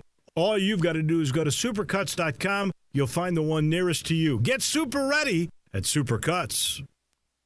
Welcome back to Sports Time on Sports 56 with Wallo and Stats. This hour of Sports Time is brought to you by DeSoto Auto Sales. Here once again are Dave Woloshin and Brett Norsworthy. From our good friend, sports anchor and reporter at Local 24, Clayton Collier, he just tweeted out the NBA announced that 48 out of 546 players tested positive for COVID-19 during their initial return to market testing phase. That's pretty good. Got to get it lower, but that's pretty good. Thank you for that, Clayton Collier. Yeah, you knew there was going to be some positives out of it. You're just glad that while you want the number to be as low as possible, I mean, you want to get as close to zero as possible, I think you can live with 48. Yeah, and make sure that they're all hale and hearty and will be okay. Steve Earhart from the AutoZone Liberty Bowl joins us now. And, Steve, I think we will probably start there. Who will it be incumbent upon this year? Will it be the bowls to administer pre-screening and testing before people arrive to the city, or will it be on the universities? The conversations that we have had with both the Big 12 and the SEC, those are the two conferences that will be furnishing teams to the AutoZone Liberty Bowl this year, have indicated that they're going to continue their testing procedures, and they'll be in control of that. So, for example, when they get ready to leave to come to Memphis for the 62nd AutoZone Liberty Bowl, they'll test them, and then also they'll test them the day before the game. Our game kicks off at 3 p.m. on December 31st, so they'll be tested before they come here and then tested before the game. So I don't think they're going to stay in town for as long as we normally would have, which is usually, a 6-day week here, 5-6 day week, and so it'll be cut down a little bit just because of everybody trying to be a little more careful there. So the testing will still be done, the procedures that the universities have in place. Steve, we got the very sad news about the Sun Bowl earlier in the week, and it's one of the venerable ones right there with the AutoZone Liberty Bowl in that league of the long-timers. Now this breaking news that the 2020 Las Vegas Bowl will not happen. So we're down to 34 now, and I think we will have – do you think we will have any more announcements between now and bowl season? I don't anticipate any others. We knew that the Las Vegas Bowl, and it's a brand new bowl this year that was going to have an SEC team in it. But they had the great news that they were playing in that $2 billion palace out there that was built there in Las Vegas that the Raiders are playing in, but they were not going to be able to have any fans. It was a long trip, pretty expensive to put on the game, and so. Actually, my counterpart out there has been telling me for like the last 6 weeks they've had an announcement ready every week to say we're not going to be able to play. And those bowls in California also were the ones that were in trouble. We all know about the craziness going on out there in the West Coast, both mostly from a political point of view. So the San Diego Bowl, the Los Angeles Bowl, and the Red Box Bowl up in San Francisco all were counted out. And so, what about the Rose Bowl? That's a good point. Nobody has made a decision yet on that. There's been some talk because that is one of the playoff games that will be matching one of the top 4 teams according to the college football playoff. I got a great committee. idea. You want to share it with the college football honchos? One time ever has the Rose Bowl not been played at the Rose Bowl Stadium. It was New Year's Day of 1942 after the attack on Pearl Harbor on December 7, 1941, and people were still very scared on the West Coast of maybe another attack, so they moved the game to Duke in Durham, and it was Duke and Oregon State, I think, in that game. How about the Rose Bowl if they have to move somewhere, play it in Durham in North Carolina at Duke? That's what I do remember. That I had a son that went to Duke, and I remember that bit of history there when I remember seeing pictures of the trains coming across the country here to go play at Duke. So that is interesting. I have not heard a word out of the Rose Bowl, but the Rose Bowl's had such great tradition, and certainly it's not a money issue. And a brand new bowl like in Las Vegas is something different than the great tradition and history of the Rose Bowl. So I'm not sure how that'll play out, but just in the last week, we've had very lengthy conversations with both the SEC and the Big 12, and they are very committed, those two leagues. Of course, they've been there since the beginning. They've been playing basically almost the full schedules. They've had not as many cancellations, as we said, as some other leagues, and they've been very strict about their protocols. And even like Coach Saban, who first false positive, then positive, and they've managed things well. And they've indicated to us that they're very committed to want to play in the bowl games. They want to have a chance to have their young players develop. And with this, crazy rule this year, it's a good rule, but it's different. That everybody can come back for an extra year of eligibility next year. So that means if some seniors want to come back and play again next year, so there are going to be a lot of evaluation. And my hat's off to people like Coach Leach down there at Mississippi State. He could have bailed out of a couple of games here. They played their cans off. They played very well the last two games. That's right, and he had a lot of young players that hadn't seen the field playing against Georgia at Georgia, pretty big-time environment, and so he hasn't shied away from anything. So I think that's going to be the MO for these bowl games, that even if a few players, whether they opt out or whether they get tested positive or they have to sit out, that the coaches are going to play with what they got. And I think those coaches and those universities that take that attitude will be in better shape for next year, and will have some togetherness with their team about getting experience. And something that one of the commissioners said to me too, it's important for to have that non-conference schedule. These players have only been playing against their own conference teams, and so this will be really the first time in the bowl season to have matchups against somebody from another conference. So in our case, two of the premier conferences, the SEC playing against the Big 12, and then there's always a lot of pride on the line when the two conferences play each other. So there's a lot of good reasons, and I'm feeling I've been up and down over the last 6 months. First real confident, then worried about whether we're going to play, and now feeling confident now that they've figured out how to manage the situation. They've got good plans for coming in, maybe not staying in town as long, and being under control there with their testing procedures. So we're real gung ho about December 31st here for the 62nd edition of our AutoZone Liberty Bowl. Steve, obviously we won all these bowl games, and especially the AutoZone Liberty Bowl, to go off without a hitch and to be played and go off, and there's not a single COVID positive case. But just in the world that we live in today, that's probably not going to be realistic for all 34 bowls. Has there been any talk or discussion to, if there is an outbreak from one team, to kind of have maybe a local team that didn't get a bowl invite, maybe like a State or Arkansas State or somebody else that's local, that if there is an outbreak and one team can't play, that you kind of have a backup team so that the game doesn't outright get canceled?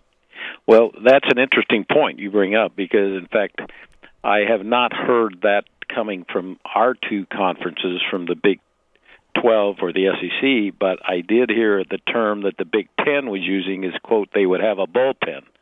So they would have a bullpen of universities that if some team ended up not being able to play, they'd call for the left-hander coming out of the bullpen, and they'd bring in another team to jump in. But most of the folks that I've been talking to say, look, if they have a few, infections or positive, none of these young folks, and I shouldn't say none, but very seldom, even if they test positive, there hasn't been any, in my knowledge, serious hospitalizations of these players. So, but what they've had is these competitive rules about saying, well, if you don't want to play, and you don't have enough people at one particular position, you can not play the game. And that's what around the country most of the cancellations have been, because not having enough players in a certain spot. Now, of course, they didn't let that happen in the NFL. I mean, Denver had to play with no quarterbacks. Good luck. Yeah. But I think, again, as we talked about Mike Leach down in Mississippi State, they played with less. They could have opted out of the Egg Bowl, but I think that was a kudos to them. They went ahead and played with it and played, I think, with lesser players. You were down there at the game. It was a great game. They have, great congratulations to Ole Miss. They had about 63 men dressed, and I think it was like 46 of them on scholarship, is what I was told. And Steve, I was told several weeks back that Mike Leach and Lane Kiffin, they're big buds. They got together and they kind of gentleman's agreement. If we have to play nose guards in the secondary, we're playing the Egg Bowl. I respect it. I like Mike Leach. I think it's been fun. And along those lines, Steve, we get this text at 67129. Any scenario, maybe in the bullpen, to get an Egg Bowl rematch in the AutoZone Liberty Bowl this year. This texter says, I'm a State fan and enjoyed every second of that game, even in the loss. And texter, I would have said the very same thing if that Hail Mary at the end or the pass into the end zone had gone against Ole Miss. I would have said the same thing. Saturday was fun. Give me more Leach and Kiffin.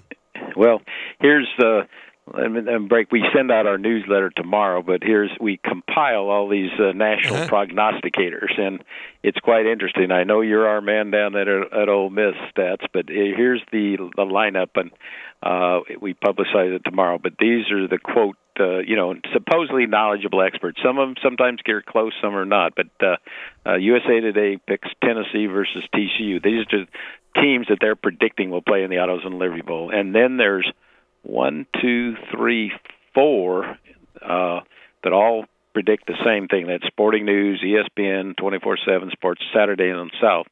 They all four pick Ole Miss versus Oklahoma State or West Virginia. And then there's two predictions of CBS Sports and College Football News of Arkansas versus West Virginia. And then another guy from ESPN predicts that Kentucky will play West Virginia. So, that's the outline. And, of course, Ole Miss, Tennessee, or Arkansas, or even and Kentucky, all of those would be great home runs for us. They're geographically right for us, and I think that's a good situation this year where you don't have to, in Ole Miss's case, it makes so much sense. They don't have to get on charter planes, worry about all the safety protocols, and they can get up here easily, and their fans that want to attend, and we're going to have a very socially distant, mask-on environment at the Liberty Bowl Stadium. So, I think it'd be great to have Ole Miss. And we can get as you know, Stats, Archie Manning's been after me for 28 years. I've got it down exactly how many. 18's ready. He's ready to be in Memphis. Ready to have Ole Miss back here in the AutoZone Liberty Bowl. He loves that game. He loves you. Loves this town. Yeah, well, he's a wonderful guy. What a wonderful family. And again, Archie, and he's still serving as president of the National Football Foundation College Hall of Fame. It may be his best work in college football. Maybe even better than those two sons that played in college football. What he's done at the National College Football Foundation has been remarkable, and it was needed.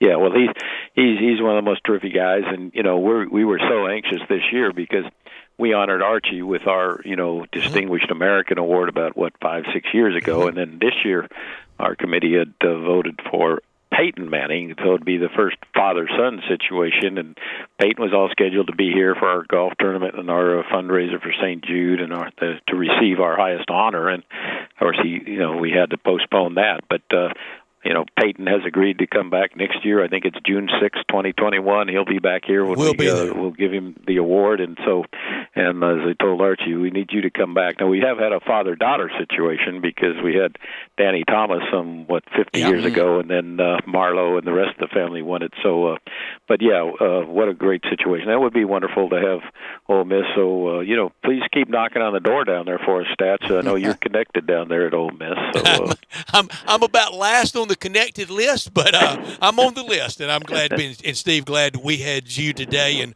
we're getting closer. We have a little more definition next week. We appreciate your time today. Are you going to the Tiger game tonight? I'm not sure I'll make that one tonight. I may have to tune in your missing partner there, Dave Veloci, to listen to the test. But it's amazing that tomorrow it's 4 weeks away, 28 days till the AutoZone Liberty Bowl. So it's really snuck up on us this year, and let us know if we can be of any help. And thanks again to all the great folks in Memphis, whether you're supporter, a sponsor, volunteer, and thanks for all you do for the AutoZone Liberty Bowl. Thank you, Steve. And we'll visit again next week. Steve Earhart with us every Wednesday afternoon, talking the business of college football and something that we all love so much. Our great AutoZone Liberty Bowl 60-second version coming up this year. Drew, on the bullpen in reserve team question, great question. Thank you. That's going to be out there for real. You're going to have a plan B and C and D and E. There's going to be, because I just don't see that all 34 of these games that we currently still have to get. Something's going to happen. Somebody's going to have an outbreak. Somebody's not going to be able to fill a roster, not going to be able to play. Unless everybody wants to agree on, hey, if you've got 11 warm bodies, we're playing. We got to have a game. You got to have a game. You can't. Especially as you get up to 0 hour. Exactly. And it's just not fair for that other team to, having played this year and get the reward of going to a bowl, to get all the way to said bowl, and the other team has an outbreak the day before the game, and then they got to turn around and not play. I think that there should be some reserve teams, and especially since there aren't any real limitations on who gets into a bowl game, then it just makes it even easier for the next closest team that can get there within 24 hours, can easily pack up. That's why I brought up State. I brought up Arkansas State, even Tennessee for the Liberty Bowl. If they don't end up getting bids, then they're the next team up. And Tigers and the Textures idea, not preposterous. What about bowl rematch? Yeah, it could be. Like if Mississippi State doesn't get it and Ole Miss does. First brought up the first year of the college football playoff when Ole Miss and State were both in that first ranking, and it looked like they might be on a collision course. If they ever met at a bowl or college football playoff, is the Egg Bowl on the line? Is the trophy on the line? Do you inscribe? It could be, right? Heck yes. Yes. If you play football, it's up for grabs. The trophy is up for grabs. I don't care if you just had it. You've only had it for 4 weeks. If you won it a month ago and you lose the next matchup, you hand it over. Exactly. I think you should, regardless of when you play. If you're playing football and it's Ole Miss and State, the golden egg's up for sale. Egg's got to be up. It's got to be up for grabs. To the victor go the spoils, and they would make their way to it and head off with it. Right now, it's staying in Oxford to next Thanksgiving weekend. We shall see. I don't think there will be a rematch, but we shall see. When we come back, we wrap up this day. We do it with Taco Bell Crunch Time. That's next on Sports Time. Broadcasting from the Family Leisure Studio. We are Sports 56, 98.5, and 96.1. At Lowe's, we appreciate all the hard work our pros have done this year. To say thanks, we have deals on the products you want and credit programs that work just for pros. We're offering everyday 5% savings on eligible purchases. Plus, through March 31st, 2021, 60 days promotional financing on your Lowe's business account or extended terms on eligible account receivables. Learn more in store or online at lowesforpros.com. You'll see why we're the new home for pros. Subject to credit approval, terms apply, U.S. only. Good news. Southland Casino is now back open. That's right. The most spacious casino floor in the Mid-South is ready to welcome you back to the action with live blackjack, roulette, craps, and all your favorite slots. The action kicks off every day at 9 a.m. and rolls all the way till 5 o'clock the next morning. So what are you waiting for?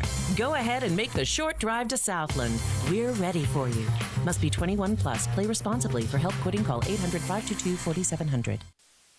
Brian Elder's Roofing Solutions. Chris Price here for Brian Elder Roofing. The storms we've had over the past several months have been devastating to our communities. The rainy season is ahead. You may have not even noticed the dripping in your attic, water stains throughout your home, or even worse, mold and mildew. Please call Brian Elder Roofing and we will send out our project managers to assess any damage. We will not try to sell you a roof if all you need is a repair. We will measure your roof from outer space. 0% for 60 months, even no payments till 2022 are available with approved credit.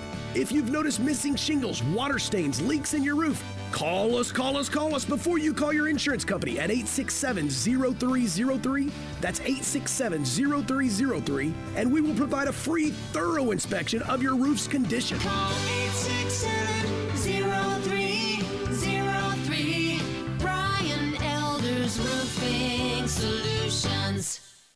Spend the holidays at home this year with a little help from Family Leisure. Family Leisure has so many spas in stock and hundreds more on order. Now's your time to really save big. Huge savings on pool tables, game tables, arcades, massage chairs, and a whole lot more. Buy a pool now and save the 2021 price increase. Plus, you'll get early installation scheduling. The holidays at home sale happening now at Family Leisure, Whidden Road at I-40, where family and fun come together for the holidays. Welcome back to Sports Time on Sports 56 with Wallo and Stats. This hour of Sports Time is brought to you by DeSoto Auto Sales. Here once again are Dave Wolosian and Brad Norsworthy. Come on, Muhammad, that we hit fame. We beat you with the deal, we get in.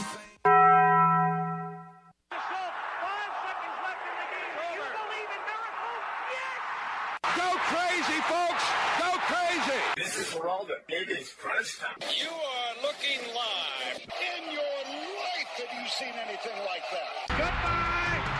Hello, Haskell. Boop! Get you! What's happening, big dog? How you doing? It's obviously crunch time. Hammer, nail, coffin. This baby is over. On one, on two, on three. Hey! Time for Taco Bell Crunch Time. Taco Bell, home of the crispy tortilla chips, topped with a double portion of either seasoned beef or shredded chicken, plus refried beans, nacho cheese sauce, reduced fat sour cream, guacamole, and a 3-cheese blend. Nachos Bel Grande, heaping portion of chips, topped with ground beef, tomatoes, beans, nacho cheese sauce, and a dollop of sour cream. Taco Bell, home to great food you get on your way home real fast, and they bring you crunch time every day. Spoiler alert, if you're like Mike DeCourcy and you have the game TiVoed or you're recording it and you don't want to know the final, I'm getting ready to give the final. Spoiler alert. I feel now like I was a real rear end years ago to that person about the Olympics. Very sorry. If you're out there. You want to feel better about yourself? I do. Last time, 4 years ago at the Olympics, went to the bar that night, knew all the results, actually took people's money. I feel a lot had every beer paid for that night. Thank goodness for speed skating. Nice operation you ran on those people. 1914, Steelers get the win over the Ravens. The Ravens take the cash. If you had that side, though, they were getting 10 points. Learn today, John Calipari blowing big leads in early December. He usually waits until March to do that, doesn't he? No. And Tom Izzo saying no asterisk around his win, his first win ever at Cameron Indoor in an empty Cameron Indoor. Will be a wild ride in college basketball this year. What is it you learned? Well, I learned today that obviously the Ravens lost to the Steelers. This is the first time they've lost 3 in a row, or actually 4 of the last 5 since 2018. So I guess we got to repeat history. The Ravens ended up winning the division that year after winning 6 of the last 7 because they made a change at quarterback. No more Lamar. Trace McSorley with the 70-yard touchdown pass to Hollywood Brown today. Trace McSorley saving the season. Drew, come on over to my Lions and Dave's Bears. No, please. I don't want to be there. Don't put me there. Could have done without all these new fans of BYU football. They come out every year around CFP time. There's always that team du jour for somebody out there. They're ranked 13th, up 1 spot in the CFP rankings. They are 9-0 with wins at Navy, home against Troy, home against Louisiana Tech, home against Texas San Antonio, at Houston, home against Texas State, home against Western Kentucky, at Boise State, and home against North Alabama. That's their 9 wins. Where really should they be ranked? How come Heidi's not taking up cause celeb? And maybe they will after Saturday with game day being there. Why not Coastal Carolina and Marshall as the scrappy darling of the undefeateds? Honestly, I'd rather see Marshall or Coastal Carolina in a New Year's Six before I saw BYU. Yeah, Zach Wilson's really good, but real good. I think Coastal's played a better schedule. I think they have as well. I think Coastal Carolina has played a better schedule. I think Liberty's better than any team that don't forget it. boys, Friday when Dave's on the road going with the Tigers, we'll compare and contrast BYU and Coastal. All right. What is it you could have done with that? I could have done without the story and rumors around Rob Manfred looking at the possibility of adding sponsorship patches on jerseys and on the back of helmets because Rob Manfred hates baseball. He never liked it. What did we do to him? I feel like this goes back to some childhood memory where Rob Manfred didn't get picked for the team, and he decided. I didn't either, Rob, and I love it. He decided that he was going to work. His mission in life was to ruin the sport that's apparently shunned him at the age of 6 or something like that, because that's the only explanation I can think of for every crazy thing he's done to try to alienate his own fan base. I think you say that in jest, but there's some truth to it. Drew, if you found somebody, a Manchurian candidate type person, some deep, secretive person from the deep state, if you will, let's create someone to go in and ruin baseball. They couldn't have done it better than the commissioner. They couldn't have picked a better person. It drives me crazy. What are you keeping a close eye on tonight? I know you're going to the Tigers. Yep, going to go to the Tigers game, see the Tigers versus the Red Wolves at FedEx Forum. Going to keep a real close eye on the number one team in the country, Gonzaga. Are you going to tell ASU fans that you're a big snoot and you really look down their nose? I will. If I see any of them, I'll do one of these. I'll just look up and go, Yeah. Just do one of those snooty little head nods. Not going to make eye contact. They don't deserve to make eye contact with a University of Memphis alumni and proud fan, okay? Drew Barrett, Sports 56. Text him. At DBarrett36 if you really have a problem with it on Twitter. But going to keep a close eye on Zaga and West Virginia. Illinois versus Baylor. More news from college football and on the COVID-19. And I've also got to call my niece because today is her 8th birthday. So happy birthday, Miley. Happy Molly? Miley, happy birthday, Miley. Way to go, 8th birthday.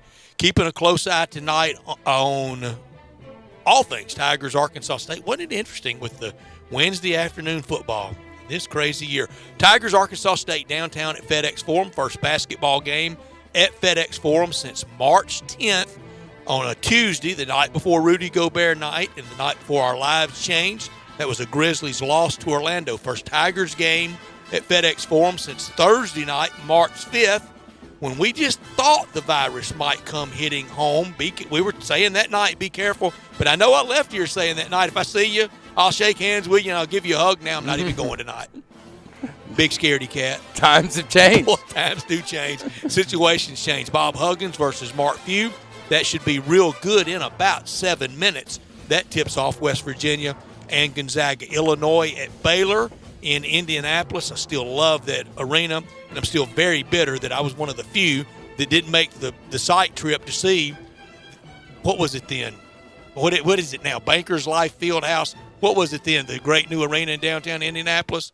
I was about the only one from the Memphis media that didn't get invited on that trip. Still holding a grudge from it? Not really. I don't want to do to college basketball or basketball world what Manfred's done to baseball over it or anything like that. But I don't forget. I know you don't. Also in the SEC tonight, Mizzou against Oregon. We'll keep an eye on all that for you. Want to thank TJ Reeves, Pat Smith, Rick Harrow, and Mike DeCourcy, and Steve Earhart. And tomorrow we will have with us Bill Bender. Barrett Jones will be with us tomorrow at 4. Russell Copeland at 4:30. Greg Gaston at 5, and Tim Doolin on baseball. We'll get his thoughts on big game Bobby Manfred. For the voice of the Tigers, Dave Woloshin. For Drew Barrett, I'm Brett. Everybody have a safe, great night. Go Tigers and get that home opening win tonight at FedEx Forum. We'll talk to you tomorrow at 3.